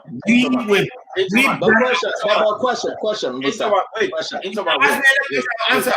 But hold on, now let Kev go again. Kev, go ahead. Into my words. Let me say this to you. Let me say this to you, my brother. It's simple. I want this definition of what Mr. Cummings meant, doing the same thing over and over, and getting the same result is an act of insanity. And he further went to say, you cannot be getting the same people. I just want that simple thing. The CEO will come in there. Just tell me what Mr. Cummings meant doing the same thing over same people, all that stuff. Again, I've said that we have allowed you all to define the things our standard bearer have said. Now we're not going to allow you to do that anymore. To say doing the same thing and expecting the same, doing the same thing and expecting a different result, it's not a specific principle, it's a general principle. On everything we do, even how we campaign, how we run the country. Let me tell you something, Kev. One thing we have done successfully in this country is that every government that comes into power, everybody that takes power, decide that the other people before go to hell.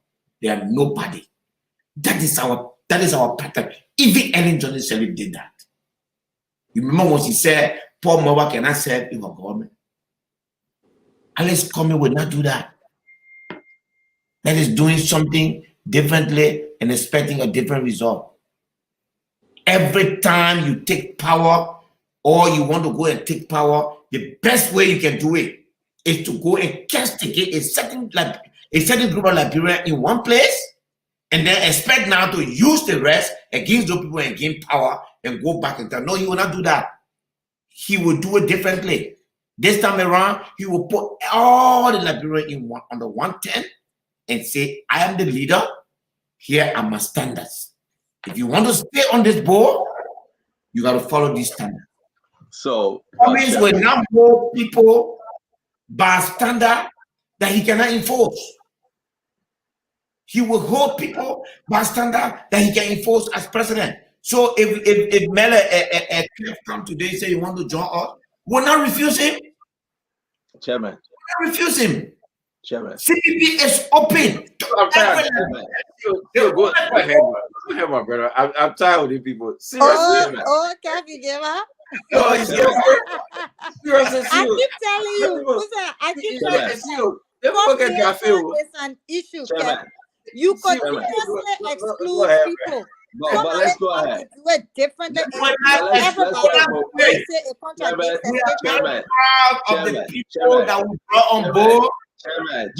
Chairman. You know, I can't even believe these people. You are everywhere begging Ellen for support. You are everywhere idolizing her. Then you want to demonize for ministers? Are you kidding me? Chairman.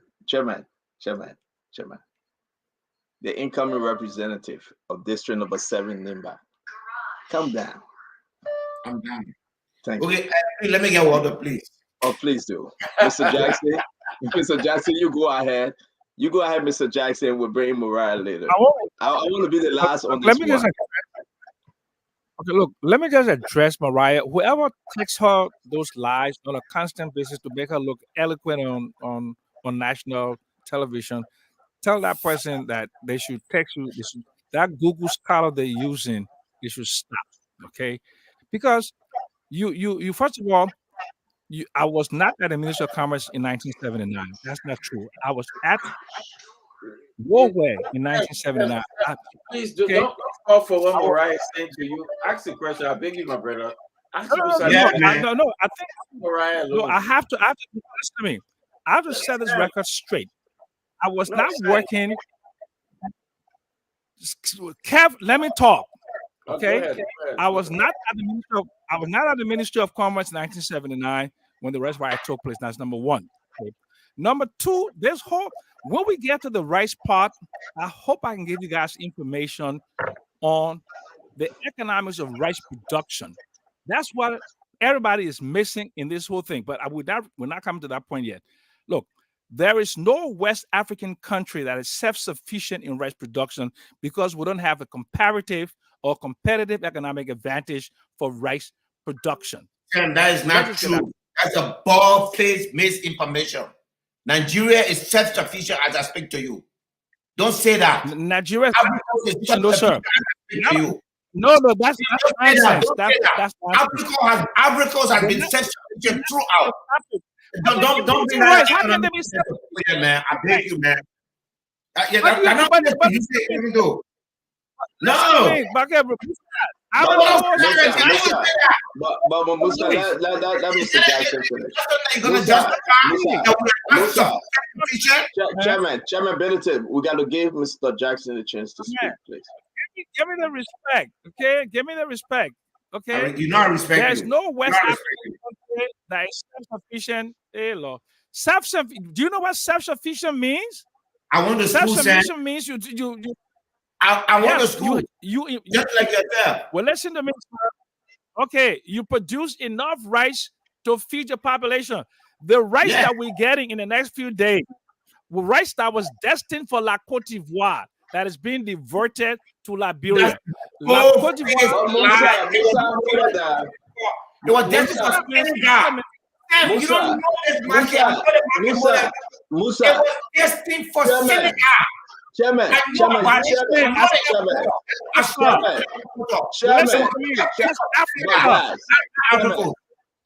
you gotta give Mr. Jackson. No, but you don't wait. He's asking you the question. Just wait. You gotta be patient. Okay. Mr. Jackson, Musa, go ahead, please. Maybe your yelling can impress Alice Cummings, but it cannot impress me, okay? Maybe for me, smartest politician around, okay? But not for me. I know you for a long time. Okay, so but man, let me just talk now about, okay? There's no country in West Africa that is... I will throw it back at you.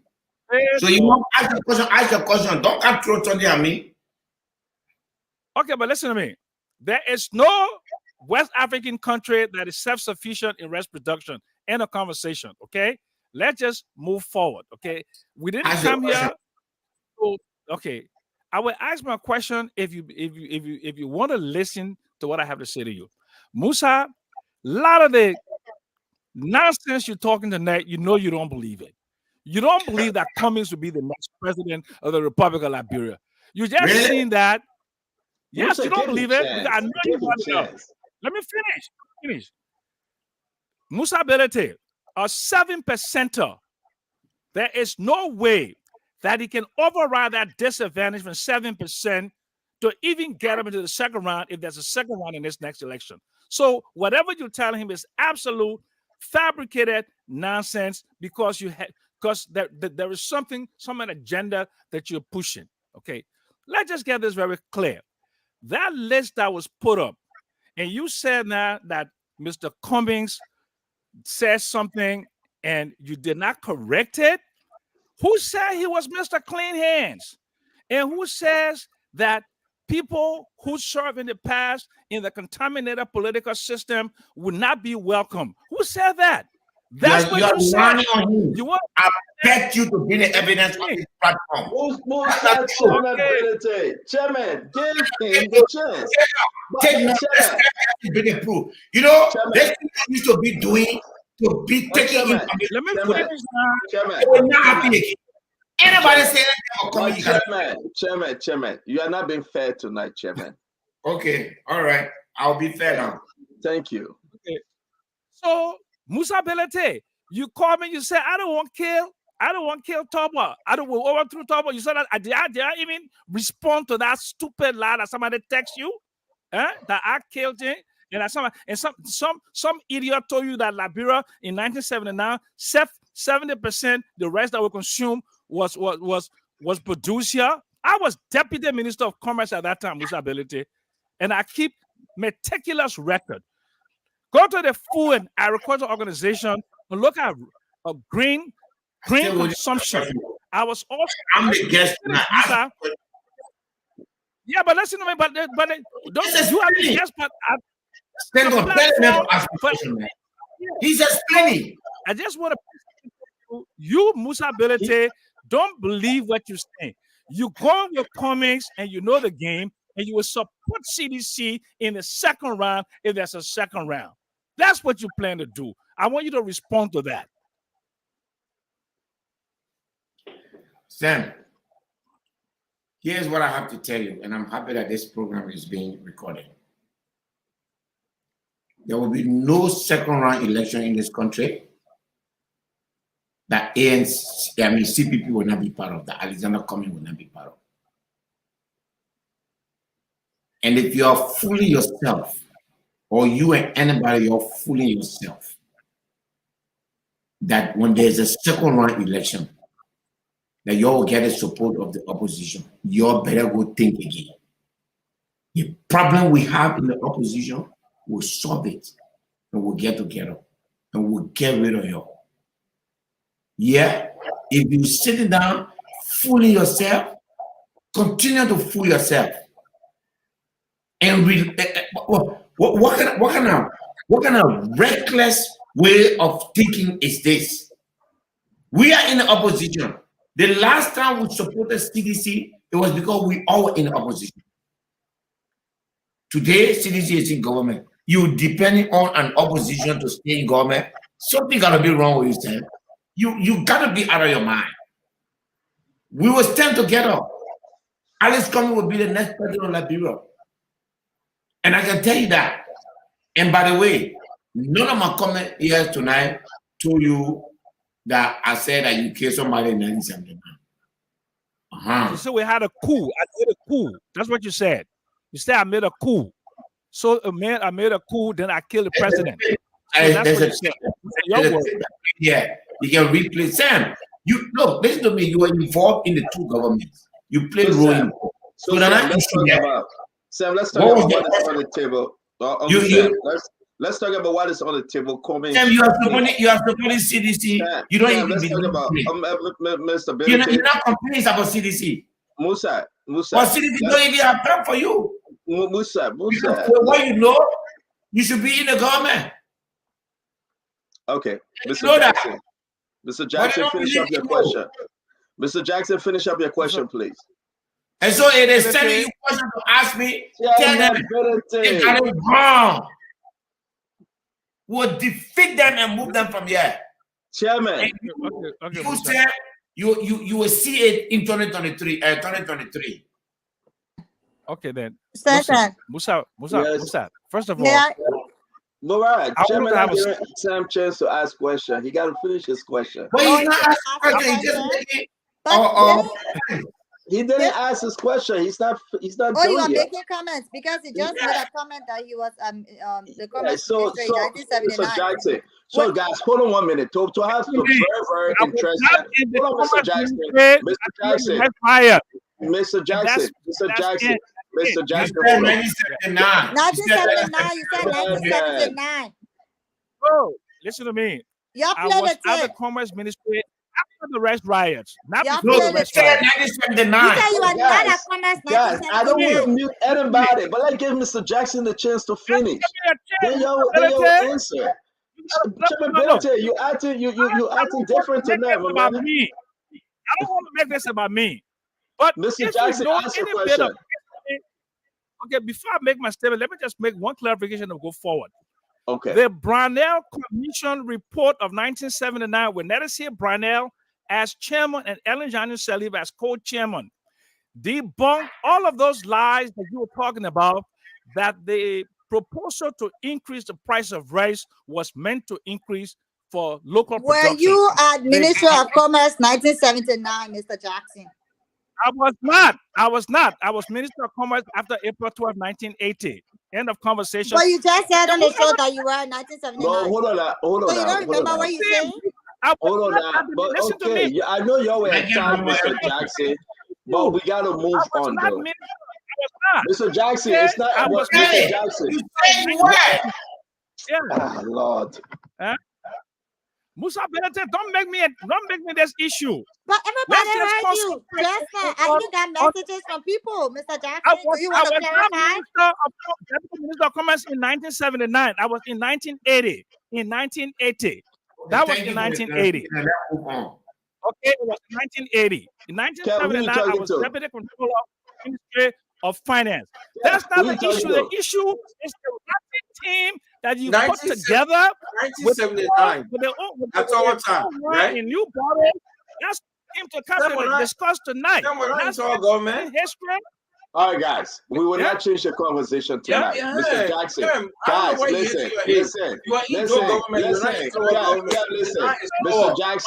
Mr. Jackson,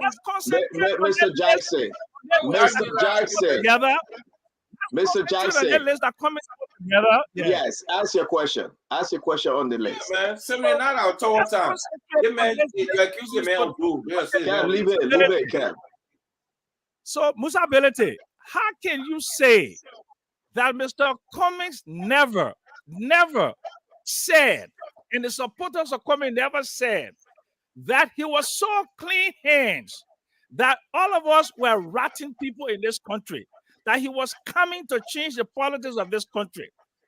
The list that you have put together, does it look like these are agents of change, Mr. Belete? Does that look like people who are agents of change? So or people from the same contaminated pool of the political economy that have kept this country down for so many years? Answer that question. Not talk about Sam Jackson. Don't lie on me. All right, thank you. Hold on 1 minute, Chairman. Mr. Jackson. Jackson, I know you have another question. Hold on, Chairman. Hold on. Mr. Jackson, I know you have another question. I'm going to mute you for a little bit to give Musa the chance to answer. And after Musa answer, I will come back to you, please. Let's just respect each other. Chairman Ability. Yes. First, for Mr. Cummings to say that his hand is clean, Sam Jackson and others should not interpret that to say that he means that other people have dirty hands and that he cannot do business with those people. All Mr. Cummings said, and I stand by that, is that his hand is clean. He's not involved in corruption. He's not involved in war. He's not involved in mismanagement. And he's not involved in bad governance. He has no history of such in Liberia. And therefore, no one can tie him to anything. He has said that, he will say that, and we believe in that and will support that. That doesn't mean that Mr. Cummings has said that everyone in this country is dirty. Listen, I'm not here to answer for Mr. Cummings supporters. Believe me, I'm not. I'm not here to answer for Mr. Cummings supporters. I'm here to answer for Mr. Cummings. And what I can tell you is what I'm telling you now. His attitude is that he will work with every Liberian. He will set the standard and under which everybody will work. And that as long as you're within that scope, he will work with you. Liberia is for everybody. Mr. Cummings or no one has the right to brand people in such a way that they are not being found liable in the competent court of jurisdiction. And therefore, he has not tried to do that. So if you going around to say Mr. Cummings call himself clean, yes, he did because he is. But that is not an interpretation to say because he called himself clean, so that means everybody is dirty. That's not true. That's not what he said. Thank you. He has the right to say that he's clean if he believes that he's clean. And that's what he has done. And that's what we are taking. We're saying, take this man, take him. Because everything that you can attribute to all other politicians, he has none. That's why they try to put some on him with this fiasco case, and it never worked. They were trying to mess him up with something. It never worked. The Bible says, "To trust the eye shall rise again." So that is coming, and he stands by that. We will support him. We stand by that. Thank you, Chairman. Guys, we're running against time. Let's wrap this thing up. I must say I have to ask my question before we go to Mariah. Mr. Jackson, do you have another question? Do you have another question, Mr. Jackson? No, I will ask a question. I want to appreciate Musa have accepted the fact. Musa has accepted the fact that Mr. Cummings is an ordinary run-of-the-mill politician that will make compromises. Do you accept that Mr. Cummings will do anything and everything, including bringing contaminated politicians into the political, on his team, just to win? That's my question to you. There is no contaminated politician. Oh, yes, there are. There are contaminated politicians. Mr. Jackson, we'll come to you. I will not allow you. Let Benedict finish. Benedict finish up. Sam, you asking me to respect you. Respect me, man. I respect you, Musa. So don't interrupt me. I don't accept that. Okay, so finish up. Go ahead, Chairman. Go ahead. At the end of the day, Mr. Cummings, the Louis Brown you're talking about, is a good man. I'm not talking about Louis Brown, sir. Not Louis Brown. It's Louis Brown. My cousin is a very good man. That's not what I'm referring to. Louis Brown. Yeah, the people you're talking about. Louis Brown, Juliet Duncan. He's not talking about Louis Brown. He's not talking about Louis Brown. Who are you? Give us some name. Give us some name, Mr. Jackson. Yes, exactly. If you're not talking about Louis, tell me something. I will. These are people that serve the government honorably. You have no case against any one of them. Then you come here and say people get it and you just take it. Chairman, hold on now. Mr. Jackson, give us a name. Who are you talking about? Who are the contaminated people? You know what happened? Mr. Ability is off his game tonight. I will give him an opportunity. I will waive my time to him. I will call him by name because I don't want him to. Yeah. Go ahead. Contaminated name. And these are people after this show here, you and they will be drinking and I dare you to call the contaminated. You have people who were like the speaker of the NPRAG or rebel government. You have people who give diplomatic licenses to a fake journalist on that list. So let's just forget about it. Let's just go forward. Those are my friends. Those are my friends. Okay. Musa, you know who they are. All right, let me say. Okay, thank you very much. Thank you, Mr. Jackson. Thank you, Mr. Jackson. Mr. On the beach. Chairman, let me ask my question because Mariah went off again. Let me just remain with Cummings' team. And I won't interrupt you. So I beg, let me finish my question, and then you can answer. Let's talk about the man Daniel Che. Daniel Che of face of Mr. Cummings at this time. Do you think it alter well for Mr. Cummings' message of change? if you have Daniel Che, former Defense Minister Daniel Che, speaking out. Let me bring Mariah back. I see her in the back. All right. So, Mariah, you want to go first, or you want me to go? Because I would have gave you the chance. Whichever you prefer, I'm fine. All right, you go first because I won't take my time to ask the question. So I wanted to address an issue, and I think it's important that we do, because the information we gave on this show is something that people can go back to and use as reference. And I always say, I try as much to come with the facts, and I think we should be able to own things that we've been or we've done. And in this case, again, I will come back to Mr. Jackson. You said you did not work for Tolbert at Ministry of Commerce in 1979, when in fact you were the director for price analysis at the Ministry of Commerce in 1979. You had been removed from the Ministry of Finance and sent to the Ministry of Commerce in 1979. You're the director of price analysis around the coup, the rice riot. And before the coup, you were arrested and imprisoned. And when the coup took place, you were released from prison. And then Doe made you the Deputy Minister of Commerce. Can you say this is okay? Okay, so were you not director of price analysis at Ministry of Commerce? After the rash riot, Mariah. After the rash riot. Okay, but you where were after the rash riot? Whoever is giving you. Was it? So, no, listen.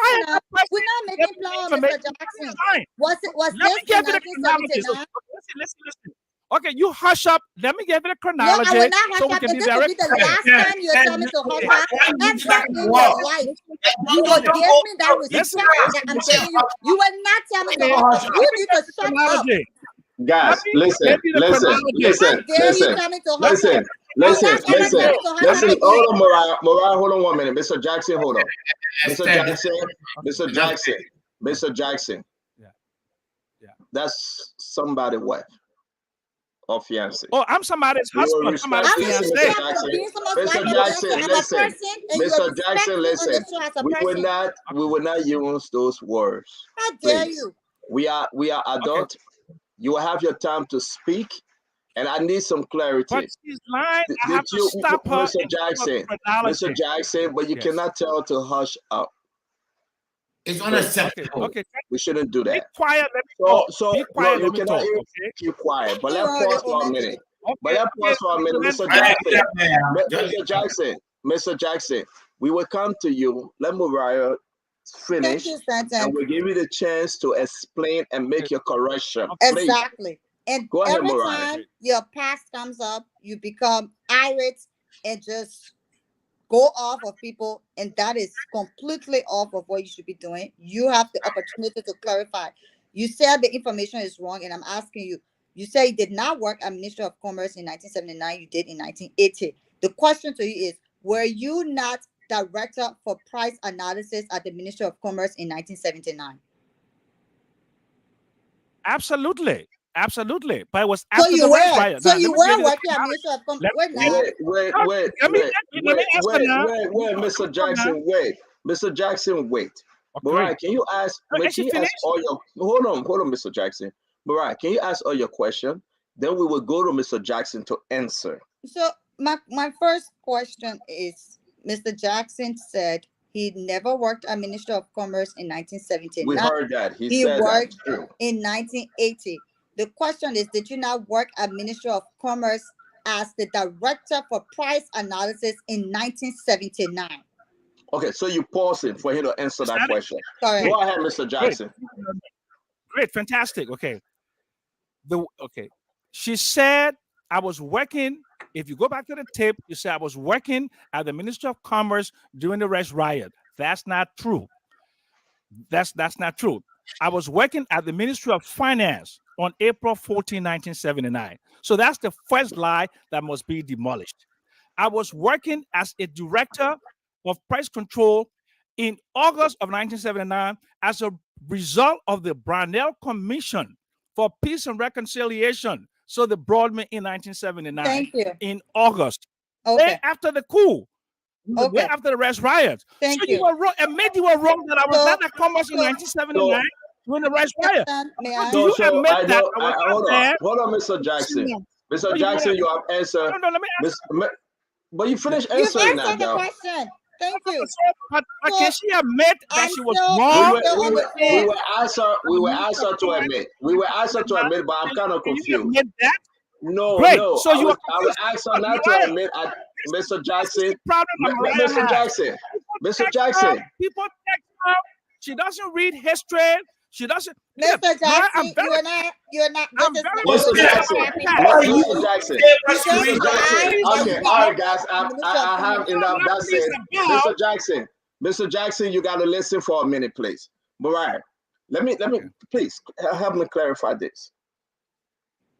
Mr. Jackson, we are not talking about the department. I'm asking you a question. Please help me. Since now we have turned this on you. 1979, January 1st to December 31st. You ever work at the Ministry of Commerce, 1979? I worked at the Ministry of Commerce starting August of 1979, way after the race riot. No, way I'm not after the saying race that. riot. I'm not saying the rest right. So for us to believe the year 1979, you, Samuel Jackson, worked at the Ministry of Commerce. I did. Yes, in the second half of the year, it started in August. Okay. Of course, I did. All yes. right, thank you. So then, After thank the you. So race then riot. let me rest this. It's okay. You work at the Ministry of Commerce, 1979, but your argument after the race riot. After the race riot. After the race riot, yes. Okay. After the thank you race very riot. much. So thank you. So the only thing I'm getting, folks, those on the radio land, let me say this. The only thing I'm coming, Mr. Jackson. Hold on, Mr. Jackson. The only thing I'm getting, Mr. Jackson's argument is, I work at Ministry of Commerce, but it was after the race riot. But Mariah wasn't that clear. She didn't say it was before or it was after. She said, she said during the race riot. She said during the race riot. That's what she said. She said, okay, all right. So that's why you work at Commerce 1979, which was during the rest. You said 1979. You said you never worked at Commerce 1979. You worked at Commerce 1980. I did not work at Commerce during the race riots. You said 1980, which is why I went back to check and realized that you did work at Commerce 1979. Now you want to clarify that it was after race riot. Mr. Jackson, at the end of the day, I'm speaking now. You've answered the question. I'm speaking. You've answered the question. I'm speaking. You're always wrong about that, about me. I'm very proud of you as a public servant in this country. The only thing I'm not proud of is when people like you, the revisionists of history. You answered the question, and I'm the one speaking now. You answered. So guys, we gotta move. We gotta go. So, then what were you Mr. doing? Jackson. Mr. Jackson. Ability to be answering the question. The team Mr. Jackson. Mr. Jackson, please. Mr. Jackson. Yes. Mr. Jackson, please. Mariah, please ask your second question because I got to ask my question. And this is not even a question per se. The reason I had to clarify that was because Mr. Jackson wants to talk about people being contaminated. And again, Mr. Jackson is lying about the time that he was at the Ministry of Commerce. And I will promise you, Stanton, I will do the research and will come back on the show and I will prove that Mr. Jackson was transferred to the Ministry of Commerce in February 1979 before the rice riot. And during the period of the rice riot, I will prove it. But let's move on. Mr. Jackson, let you finish. I am speaking. No, it's okay. Mr. Jackson. This is what we do. What you need to do. Mr. Jackson, let you finish. That's what I will give you the time to speak. Now you unraveling. Let me speak. Thank you. I'm never unraveling. Not you or anyone. You are hyperventilating for me, Mariah. That's all you're doing. Mr. Jackson, all about me. Every time I come here, and you are lying. You are a liar. You are a pathological liar. I'm just sending you that stuff. All right, guys. All right, Mr. Jackson. All right, Mr. Jackson. Mr. Jackson. Mr. Jackson. Are not fighting together. Cummings versus George Weah. Mr. Jackson, I am speaking. What it is. Okay, thank you, Mr. Jackson. Thank you very much. Mariah, go ahead, please. I hope I'm not interrupted again. Go ahead, Mariah. Go ahead, speak. Thank you. Speak. I understand the truth unrattles people, and I mean, I'm sorry, but this is why we're on the show. Because if Mr. Jackson would sit on the show and call other people who have worked in governments before, people who have worked in NPP, of which he was a member of the NPFL that became the NPP, and want to sit on the show and call people who worked with the NPP contaminated, then we have to ask Mr. Jackson to clarify these things, because at the end of the day, you cannot be a pot and be calling a kettle black. The hypocrisy in this country and the issues we have around the exclusion of people. Mr. Jackson, we are not hearing you. Let you speak and we'll bring you back on. Go ahead, Murara. The exclusion of people because they have worked in governments before or because they have played a role in our public service before is something that is a dangerous precedent. Mr. Cummings has never, ever said that he's not going to work with any Liberian. He's always said that we cannot continue to do the same things over and over and expect a different result. We cannot continue to exclude people. One group of people, if anybody's listening, you've also heard Mr. Cummings talk about how before in the past it used to be the Congo people who would exclude people who were indigenous. Then it became certain people who exclude people. Then it became sedition. So if you're not a sedition, you're excluded. And he's always talked about the exclusion of certain group of people at any one point in our country's history. And that we cannot continue to do the same things over and over. We cannot continue to exclude people and not create a big tent and make everybody feel a part of the process, regardless of religious affiliation, political affiliation, gender, tribe, class, regardless of ability or disability. And that's what his 2023 team represents. And because these very people today who want to lay claims on others that they cannot prove, or who want to call people contaminated, or go back to the fact that people worked in the past government, understand that what Mr. Cummings is doing is very powerful. It is something that sets a good precedent that they will be forced to do, because tomorrow when they name their teams and they're not as inclusive, Liberians are going to look at them as being exclusive and as being segregationist and as being discriminatory. That's why they're trying to make this team look as though it is something of the past. That's 5 persons out of 44.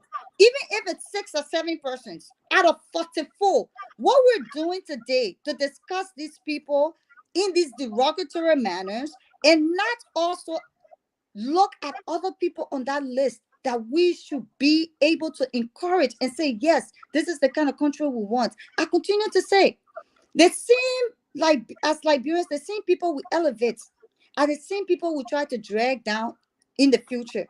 We're not looking at the other 44 people on that list. We're not looking at Mankula Harris on that list. We're not looking at Robert Binta on that list. We're not looking at Jethro Harris on that list. We're not looking at Umu Ebanks on that list. We're not looking at Rookie Barry Barry's not on that list. We're not looking at Wade Powell on that list. We're not looking at so many other people. 44 persons. But these people want us to take 5, 6, or 7 persons who, because of their experience, because of the role they've played in the past, and make it seem as this is contrary to what Cummings preaches. Cummings preaches unity. He preaches inclusiveness. He preaches bringing everybody under a big tent. And you think that this is contrary to what he preaches? What are you guys drinking? At the end of the day, we will not exclude people in this country from our process. We will not discriminate. We will not segregate. What will happen?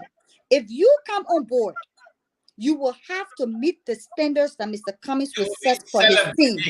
If you come on board, I'm still speaking. That Musa interrupting you. Tell him that you're still speaking. They will be celebrating the very people. Musa, don't go beyond the door. You start eating. Musa, I can't see you, so when you speak, I don't hear you. He's celebrating the very people if they are joined them. Exactly. Okay. Let me just all right. So Mariah, finish up now. Thank you. Moreover, you cannot claim that Mr. Cummings is associating with these people from the past. It is contrary to what he said when this same Mr. Cummings made a former former ambassador of Madam Sirleaf and minister of Madam Sirleaf's government his vice presidential candidate in 2017. Ambassador Solante was from Ellen's government. He didn't say he would not work with people from past government. This is the same Mr. Cummings who joined the CPP, where you have people from the NPP like Mr. Ure. This was the same Mr. Cummings who joined the CPP that you celebrated when he worked with former government officials for Madam Sadiq under the Unity Party.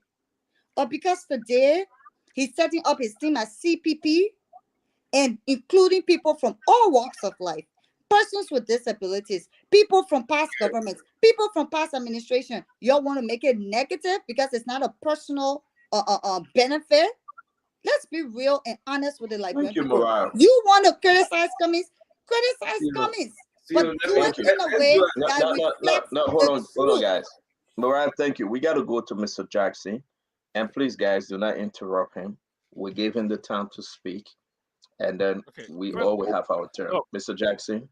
I want to just put my past, to my past. I'm very, very proud of my past.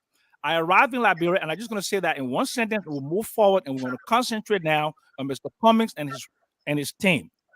I arrived in Liberia December 1978 to be Deputy Controller at the Ministry of Finance. I was arrested on April 17 while I was Deputy Controller at the Ministry of Finance. I went to jail for 3 months. We didn't come out at June because of the Brownell Commission report. That was that. And as part of reconciliation, Tobal appointed me as Director of Price Control in August of 1979. The coup came April 12. I was in jail, and I was made Deputy Minister of Commerce. End of conversation, put Sam Jackson aside. Let's get back to the Madison. Mr. Cummings has been pretending to be this Mr. Clean.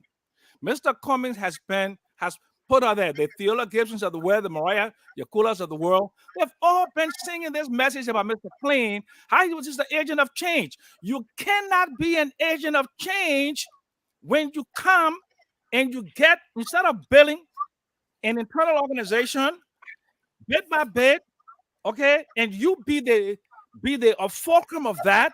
The first thing you went into the CPP, you didn't have the numbers to be in the CPP, and you saw what happened. They put you on a prisoner bench. That should have taught you a lesson that you should build an independent organization that will be credible and not have all-line politicians with a political hacks who have done a lot of damage to this country and who people do not look upon kindly. So you cannot be an agent of change, and you put that list together. And even you look at the members of that list, there's no Bassa chief on that list.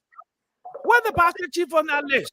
Where the people from the rural area on that list? The farmers, the peasantry. This is mostly an elite list. The list, let me name some of the Unity Parties and former ministers on that list. You're looking at Pinkett Duncan Cassett, number 1. You're looking at Dan Mariah in Unity Party.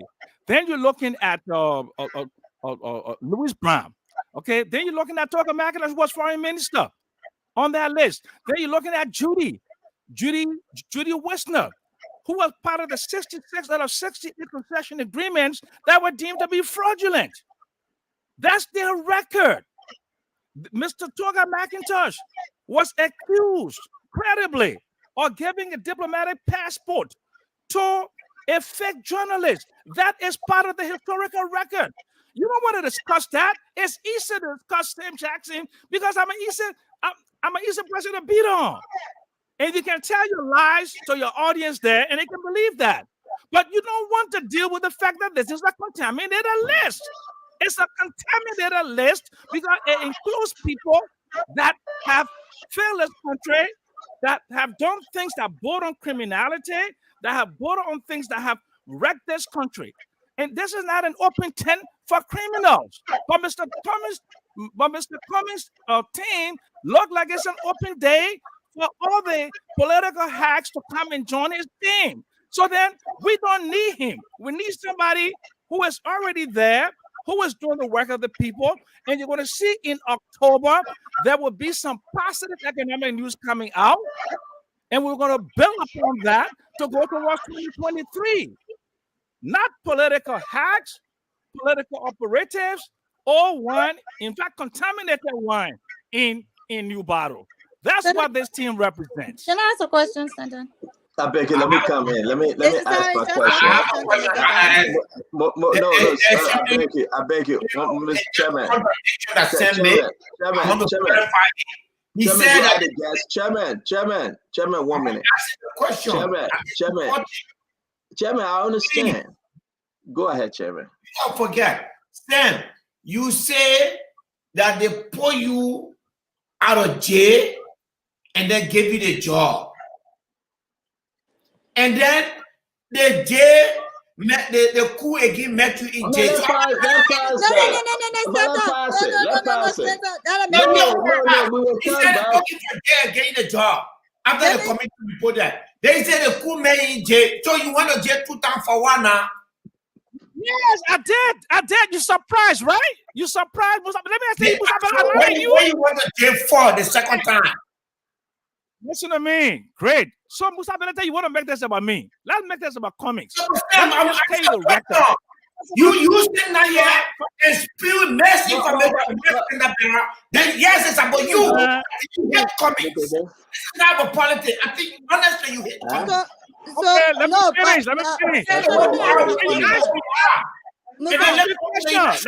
You win. Why you hate the man again? Because coming game and an envelope. But let me ask my question. No, you're not saying nothing. No, you gotta go back to that. No, let me ask my question. Can I ask my question? You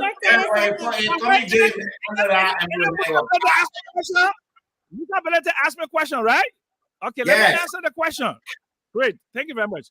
Musa, I was as Deputy Comptroller of Ministry of Finance in 1979. I was arrested from my desk and taken to South Beach for alleged participation or supporting the race riot.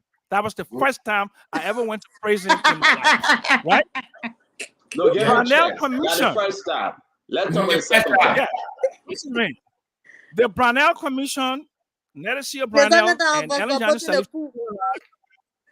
Yes. So let me finish now. Go ahead. You can make all kind of funny remarks.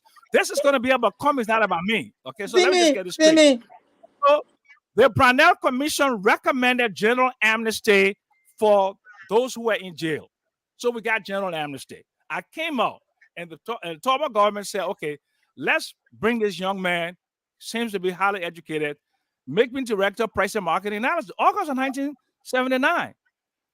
On March 8th of 1980, I was arrested because we called for Toba to resign. I was taken to Post Stockade. And on the night of April 12, 1980, I was liberated by the 17 valiant men of the armed forces of Liberia. So, Musa Belete, I've paid my dues in this country. Let's talk about Cummins who has not paid any due. We will not do this, Mr. Jackson. Mr. Jackson. Yeah, Mariah will come to you. Hold on 1 minute. Mr. Jackson. Mr. Jackson. Mr. Jackson, I agree. Mr. Jackson, we want to say thank you for speaking to your record. I'm going to move on with the show. I'm done with that. Exactly. So it's my time to ask question. I want to ask one question, Senator. I didn't ask her. Yeah. This question is simple. Mr. Jackson called the people on Mr. Cummings' list criminal. Mr. Jackson, would you call my girl a criminal? Is my girl a criminal? Well, I put it to you this way. Now, yes or no? Hold a second now. There are people on your list. Criminal or not criminal? Question, don't go around. No. Give Mr. Sam Jackson a chance to answer. Okay, then pause. Let him answer, please. Go ahead, Mr. Jackson. Let me tell you something. No court of competent jurisdiction in this country on any allegation have been made locally or domestically by on Nathaniel McGill. But on people on your list, which court have been accused. But which court? Well, Mariah, you said one question. Let the man answer it's the question. But which court? The people on the list. I want to ask my question. So I want to ask my question. Public opinion. So it's not a public opinion has not accused my girl. Ain't talk what you want to say. Talking. The court of public opinion. The court You of see public that? opinion. You Of the see public that? opinion. You're a Now, dangerous now, person, Mr. Yeah. Jackson, that you would sit don't here call and me call people. people on that list criminals, You see the but thing yet talking? say my And girl you is see not that a it's criminal funny. because he was not convicted by any Public court, opinion. when And you see nobody that it's on funny, that huh? list has been convicted by any court. You are So what do you hypocrite think and is you the are opinion dangerous of to the this public country. on your government? Listen, All right, let's so that's talk it, about guys. commies, my people. That's it. That list That's is Why? a it. contaminated How are you? list. Who is What taking is you that? seriously? Mr. List. Benson, Let us move Mr. on, man. Benson, let me You just defeated let me your ask you entire my question. argument. Who will take you Mr. seriously? Yeah, Yes, please. Let okay. me ask you my question. Yeah, you find Mr. out truth. Benson, yes, thank you very much, Mr. Jackson. Thank you, Mariah. Let me ask you my question, Mr. Benson. Mr. This, Why are you laughing? no, man. You guys driving me hungry more. Kev left the show to go eat. He said he's hungry. So, yeah, what's your style? The other people are criminal, but like they're not criminal. Musa Benete is on the show eating and drinking his I want to drink and I'm drinking. So I need to go somewhere to go eat. I just want to prepare myself because Yeah. so let me ask my question. Listen. Oh, I need to go though, Stanton. So I'll let you end the show. Because let's No, close. I want you to be on. I want to ask my question, and I want you to be on. You wasted all my time. Now you want to run. Go. Bye bye. Have to go. I have Bye a bye. I will 7 see you o'clock Monday. and it's 6:46. Okay, I will see you Monday. By God's grace. Yeah. All right. Thanks. All right, Chairman. Let me ask you my question. It's very good for me to ask you this question. Remember, I stay on the show, man. But Chairman, let me ask you the question real quick. It's important for us all. Mr. Cummings, CPP, right? I believe he's a good guy. I have no qualms with Mr. Cummings. And I understand that Mr. Cummings is doing everything because he got some burning desire within You him. made some comment about Midwest. Don't forget. Hold on. I'm here for your global Midwest. Leave me alone. No, you asked me that. Well, let me ask about Mr. Cummings.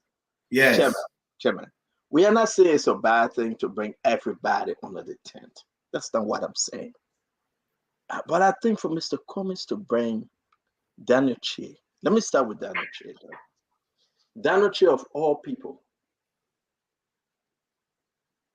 Mr. Cummings have called for war crime court, economic crime court.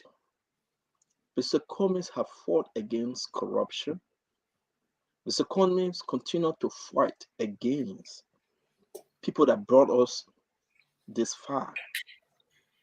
12 years of Madam Salif, Charles Titter, Gertrude Bryant. Mr. Cummings see the better Liberia. And he's telling Liberians, I am the alternative.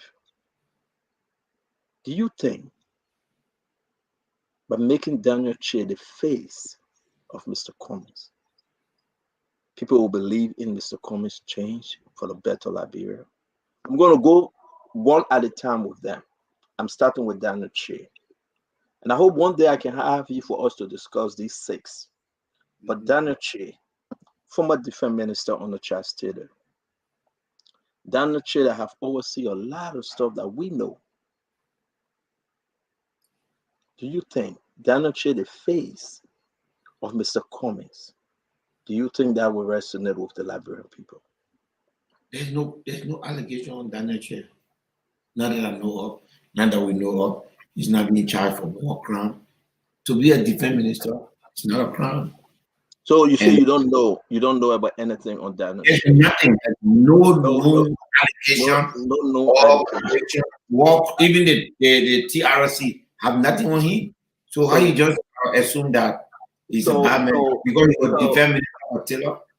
So I want us to have a good conversation. You Yes, say sir. you don't know about anything on Daniel Che that can prevent him from recognizing, from being the face of Mr. Cummings. I'm going to leave it at that because we don't have time. Yeah. Louis Brown, LPRC Director, National Security Director to Charles Taylor, Information Minister to Madam Salif. Do you have anything?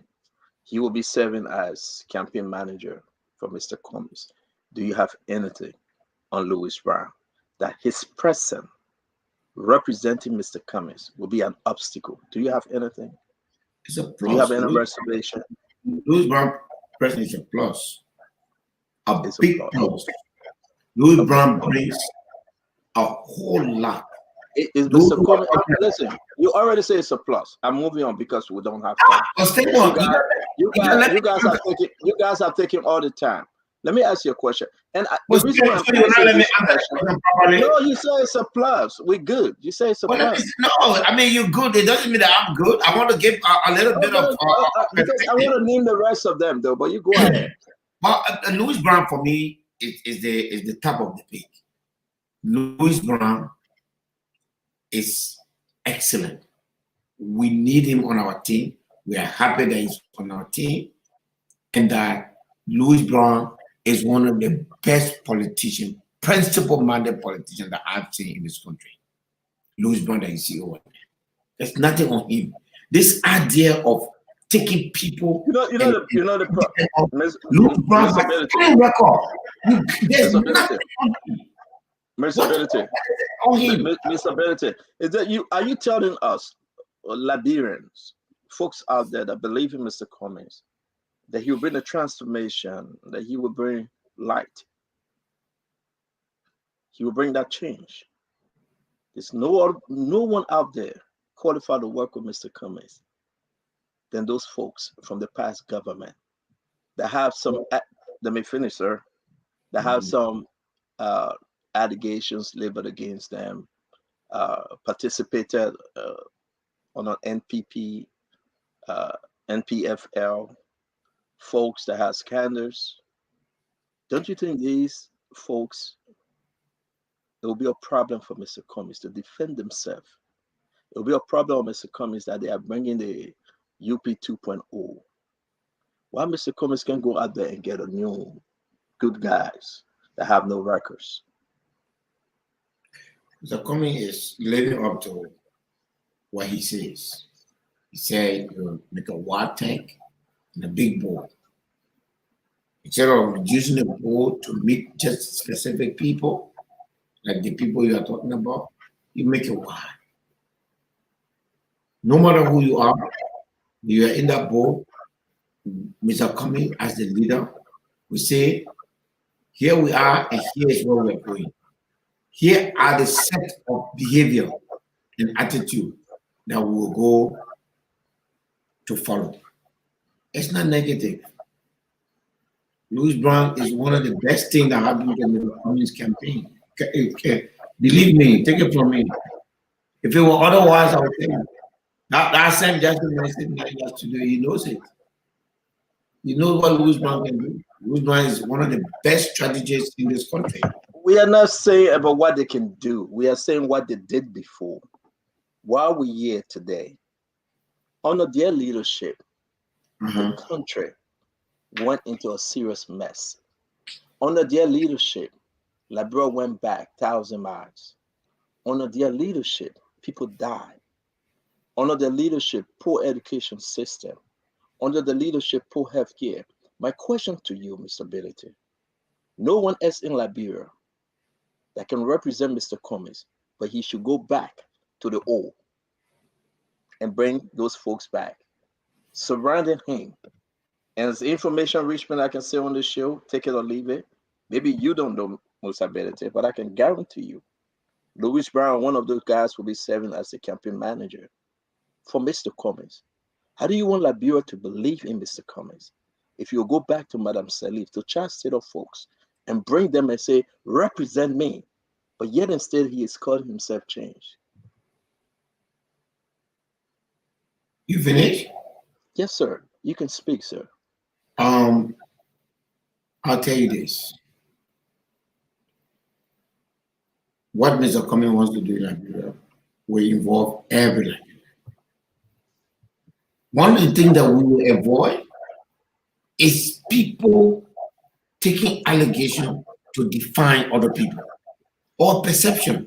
Because in the case of Louis Brown, there's no allegation, it's just a perception. But Louis Brown served Madam Salif well, very, very well. If you look at the history of this country, He did a good job. We're proud of him. And in Louis Brown, if we're gonna have 2, 3, 4 Louis Brown in our campaign, it's good for us.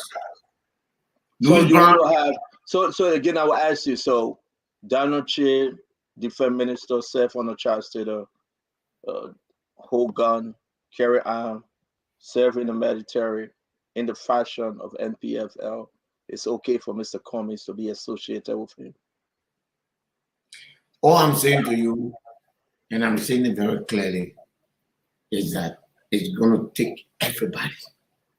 So it's okay for Mr. Cummings to associate himself with Donald Che, to bring in Donald Che to say, represent me, be my face in Grand Bassa County. As far as participate. Yeah. Donald Che was a minister. Minister of Defense. Do you want to be fair with Liberians tonight, Chairman? You really want to be fair with Liberians tonight concerning Donald Che, though? Well, let me answer Donald Che question. It was a minister of defense. He was not a frontline commander. He was so that picture that you all got over there is just no picture. I'm gonna show you again. Yeah, I know you have. You know Facebook. You know Facebook. Don't. Not Facebook. West and America. No, I'm not talking about that. I'm not talking about that vest. Yes. I'm not talking about that vest. But Musa Hassan Belete, you know Donald Che. Musa Hassan Belete, you know exactly who we're speaking about. From NPP, NPFL, NPP up to the time Chastater move on. You know the man Donald Che. I want to give you the time to speak to Liberians tonight. Do you think Donald Che is the right guy to represent Mr. Cummings when you talk about Riverside, Grand Bassa, the face of Mr. Cummings? Things report that is on Donald Che. Don't you think it will be a problem for Mr. Cummings now? No. The people that the counties, the area that you just called, we have surveyed and recognized that the whole Donald Che in very high esteem. And so therefore if he can serve as, you know what, let's just forget it. I know I will have you back because it's 7 o'clock. I must tell you what I feel like, Chairman, and I will tell you this on the show. I feel disappointment in this selection. Some of the folks in that selection, I don't think they will represent Mr. Cummings well, and I think this will be a stumbling block for Mr. Cummings. Because if you put the picture down the chair out there, people will say Mr. Cummings is unserious. You cannot. No, listen. Because yesterday when we had Wade on the show, we opened the phone line. You have 14 individuals saying, Mr. Cummings making a mistake. Those were Liberians speaking from Liberia. And I would say all of 20, you have 14. And if we continue to ask the folks, they would disagree with you. Six on that were invalid votes. If you went over and said, listen, this is Donald Che, this is Mr. Cummings. Mr. Cummings, Donald Che shouldn't be the one representing Mr. Cummings because of the character. What the character Donald Che. What? The man of no. You know what I'm saying, Musa. Don't do this. And I think if you want to play the political game, it will be a game that will cost Mr. Cummings to end up losing the election. As a victim of this kind of characterization, it bothers me because I know what it means if you just take people and perceive them to be bad people and then question. It's not perception. It's not what we perceive. It's the fact because you know what, though? Everybody know who Donald Che is. Only you. Everybody know who Donald Che serves. Donald Che is a good addition to our campaign. Believe it. And Liberians will decide. And I think I think those of you who don't want Mr. Cummings to win, I think you are afraid that we are putting a good team together. That's no, all. You know what? If you say those of us, Chairman, then I think you're in error. I want the best person to win. So you're supporting Mr. Cummings? I want the best person to win. But are you know the mistake? I'm not supporting any one of them because I'm not saying they're full the fullness to the nation yet. Because you got to understand this. Mr. Cummings bringing in Donald Che, Mr. Cummings bringing in the rest of them. I think Mr. Cummings bringing in UP 2.0, just the other side of Boakai. And I think that's a mistake. You have some young men, women in the country that are willing to fight They have no past record. That they didn't lie to protect Mount Ellen. They didn't speak on lies to defend our government. Now they are walking. Now they are walking beyond Mr. Cummings. But no, Chairman, but 75% of that list talk about the very people that you have there. Chairman, the mistake is that Mr. Cummings, man, he should be different. He shouldn't be of the past. He shouldn't be of the present. He should be different to lead Liberia in the future. Going back to associate with the folks that crafted the system to make Liberia poor for the next 100 years. People that have the character. And now Mr. Cummings said, I don't like Prince Johnson. I don't like this person, but I will associate with Daniel Che. Are you kidding me? You cannot associate with Prince Johnson when you associate with Daniel Che. You know who Daniel Che is. I think you guys are advising to do so. You guys made a mistake. Mr. Jackson, can you send us home? Can you wrap this thing up? First of all, let's just be very clear. Daniel Che is a very close friend of mine, and Louis Brown is my cousin. Okay. Now, I don't want anyone excluded from the political arena because of their affiliation with past governments. The only thing I have to say is that when Mr. Cummings came to Liberia, like riding on a white horse and seeing that this country was contaminated and all of us who worked for previous governments were contaminated. It's and when true. Mariah you never said that. You never said that. You are lying on the man. Stop it, Sam. It's wrong what you are doing. Let me finish now. Let me finish. They call me AGRP, any government in power. It's like I'm doing something bad to have a good education, to be able to support any government in power with my knowledge. But Mr. Cummings came and he was saying that he will be different, that he will give Sam Jackson them, he will push them away and bring in the clean hands people. The clean hands people were not in the CPP. They were contaminated people that even his own Secretary General referred to as war criminals and economic criminals. Mr. Cummings is a run-of-the-mill politician, and Musa Belete, you know this gentleman ain't going nowhere. In fact, from his 7%, he will drop down to 5%. Why are you scared of him so much? Why are you scared of him if you don't know the man not going nowhere? Mr. Jackson, thank you. My only problem, I'm not going to predict whether Mr. Cummings will move forward or whether he will move backward. I am saying to Mr. Belete, Chairman Belete, and all the ANC folks, I think Mr. Cummings made a mistake on this one, and I think that mistake may cost him. How it will cost him, I don't know, but I think that's a big mistake to go back to the old folks that brought us this far, young men and women in the country. He could have used them to run this campaign for him. But because he want to win, he got to go back to Daniel Che, former defense minister, visiting the war front and getting involved with the civil situation in the country.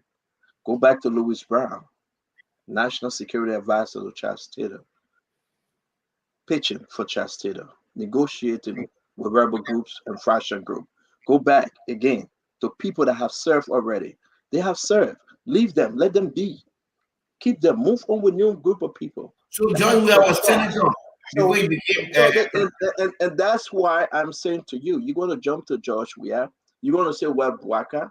We know them. We know George Weah. Yeah. We know Bwaka. The people want to know Mr. Cummings. They want to see Mr. Cummings as new. We know that George Weah get Joel Howard Taylor. We know Joel Howard Taylor served as First Lady. That's George Weah. We know George Weah get the NPP. We know everything. But the problem here is that, you know what you're forgetting, Musa? Mr. Cummings, alternative. Alternative. That's the change that he should have come with. Don't tell us that you're coming with change, then you bring in the old folks behind you. Then you want us to believe that when Mr. Cummings wins, you will look at Louis Brown and say, thank you for making me the way, but bye-bye, I don't need you. Are you kidding me? That's a joke. Up to him. That's a joke.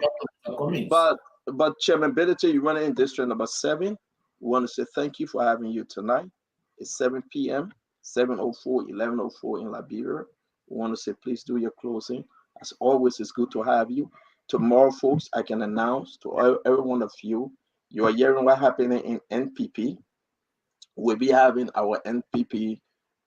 This is Musa Belete. I don't want to see your face, so they didn't put this up. But tomorrow, we'll be having Cyril Allen, Honorable Cyril Allen tomorrow, one-on-one with the CEO. And on Monday, we'll be having the Secretary General of NPP himself will be in studio on Monday to discuss this NPP thing. It was crazy. It was crazy the last. So those are people you pay. So what does this mean? You connect the market again by next year, you're supposed to be voting for the according to the vice. It was crazy. I am concerned if 2/3 of the delegates take a decision. What the court said is 2/3 of the delegates, which is what is required. And I want to say you'll join us tomorrow because we got a recording from Tupi Theater. Thank you very much. This is Honorable Cyril Allen. He will be our guest one-on-one with the CEO tomorrow. It will be very, very good. It will be powerful. Tomorrow you will see. No problem. No problem. That's what the show is about. We want to play a little thing from Tupi Theater. She's not happy. Sam Nimley. Listen to him, Mr. Jackson. Go ahead. Nimley. I haven't spoken. I think we've talked on the telephone. Some things are very emotional. There are people who died for this party, and some people who've lived for this party. So it is an emotional thing when these things are happening. You know the beginning of what happened. You know what transpired. Even if Jewel Howard is president of the Republic of Liberia, which she isn't, let us be fair and see when something is wrong, it's wrong. We heard the tape. Okay? I don't care. I have confronted Jewel. Was Jewel there when this party started? I don't care what any of our goons will say. If you work for something from its infancy, you don't want to see it go down in flames. Okay? You don't want to see it go down in flames. So let us be fair and factual and say the truth. We always, in Liberia or in, I don't know, people don't say truth to power.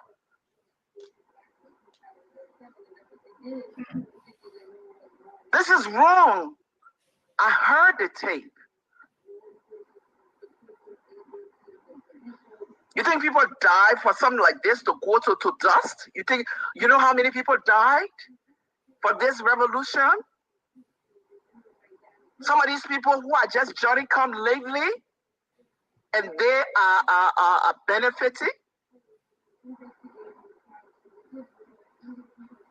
I don't care what anybody says. This is wrong and it is wrong. I'm sitting here shaking to see that our party will go down like this. This same Jewel erased my name from the list and said So guys, we'll play the entire clip tomorrow when we have Cyril Allen. We'll play the entire clip, or how you call it, maybe on Monday. We want to say we have clip. We have also the recording of Jewel Howard Taylor. We'll be playing it likewise. We want you to join us. Join us and have a wonderful conversation. It's not too good. It's not too easy, Chairman. It's moving like wildfire in NPP. Folks are blaming Jewel Howard Taylor because she want to go for the third term. All right, and the Constitution say otherwise. We saw through the court system. They said, no, Jewel, you cannot pay your Constitution. You are served too. You cannot go for the third round. So again, who can we talk to? Cyril Allen will be our guest tomorrow, one-on-one with the CEO. We have the Secretary General of NPP. He will be on our show likewise on Monday. We said, God bless Madam Tupi Taylor. We wish her well. She's not too well, but we hope that we can have her to talk to her. So, Musa, We'll be talking to Andrew Peters, and we hope to bring in Jimmy as well, the chairman from NPP. This will be big. The story is unfolding, it's getting bigger by the minute. Something is just not right.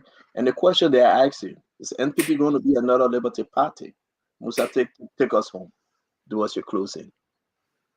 The law will take its course. The idea that people think that political parties are their personal property, it just needs to stop. So I hope that, I don't know what's happening in NPP. I really don't know the story, but I hope that I will review it on the weekend, and whoever that is on the right side, on the south, will support that person. At the end of the day, this thing that people personalize this institution and make it look like it's for their person, it needs to stop. We're building political institutions. That's why you are required to write constitutions, and you should go by it. But I have no opinion on the NPP case. I don't know what happened. I was traveling, so I have not been able to appreciate what happened. But I hope that they can fix it, and let the party make decision that is in the best interest of the majority. Thank you very much. Thank you very much. We got all this clip. We heard, and yet to be confirmed. We hope the gentleman is okay. He was sick. They took him to the hospital. Folks are saying he passed. I want to confirm the story tomorrow. He had a serious heart attack during the convention, and all this stuff is happening. Yeah. So we'll be bringing you all that story Monday. We'll sit down with Cyril Allen. Trust me, he will talk about the government. He will speak on this NPP issue. He will talk more on the conversation for you to understand. That's the man, Cyril Allen. Want to say thank you, Chairman Ability. As always, it's good to have you. Don't forget, they will send you the invoice for today's program. Don't forget. But still, you deserve that, though. I mean, now people should be paying off. I respect you. You've allowed us to air our view. It's time to pay off. I mean, the election comes once in every 6 years. At this time, the people all of us who appear on this station, the Sam Jackson, the Musa Ability. You said Sam Jackson should pay. That's this inside the man. They should be able to give you money to pay. Pay for the airtime. So we, the CPP will be proud and happy to pay for the space and still take the same rough question from you. We're not paying for space to get favor. We're Chairman Benedict, we say thank you for your hard work. Thank you, Chairman, and I appreciate it. Thank you. Say thank you. Have a good night. Thank you. Nice to talk to you. In Musa Ability, we are family. I will probably go to church tomorrow, and I will see your wife on the same bench. I will hug and I will kiss her, so that my family now. You say you'll see his who? His wife. Oh, okay. We're always family. Yep. Yeah. We'll go to the same but church. Chairman, I respect you, man. And let me just end on this. Thank you very much for what you're doing for your people of District Number 7, Nimba County. $360,000 is not a small money. I know how it is. I know what it means. Please continue with or without you being elected. I hope you can fight for people of Nimba. Thank you very much, Chairman. Good night. Thank you. Yeah. Mm-hmm. All right. So, Uncle Sam, I want to say good to have you as always, man. Tomorrow will be powerful. We got Cyril Allen. It's good to have you. Honorable Kev Hassan, my brother, go do your thing. Today is Saturday. It's right across the street. They're calling you. Your name is on that seat. Have fun. And now I can go fry my donut and eat my donut. Good day. Good day. Where you been, Nelson? Nelson, I think he's getting a puppy off. He's coming up. Go on, man. Y'all have a good night. It's a wonderful show, guys. Bless, be safe, and we'll talk again tomorrow with Cyril Allen. Good day.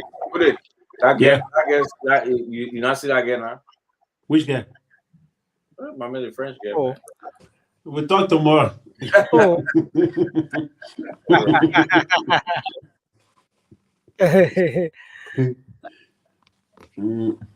All right, bro.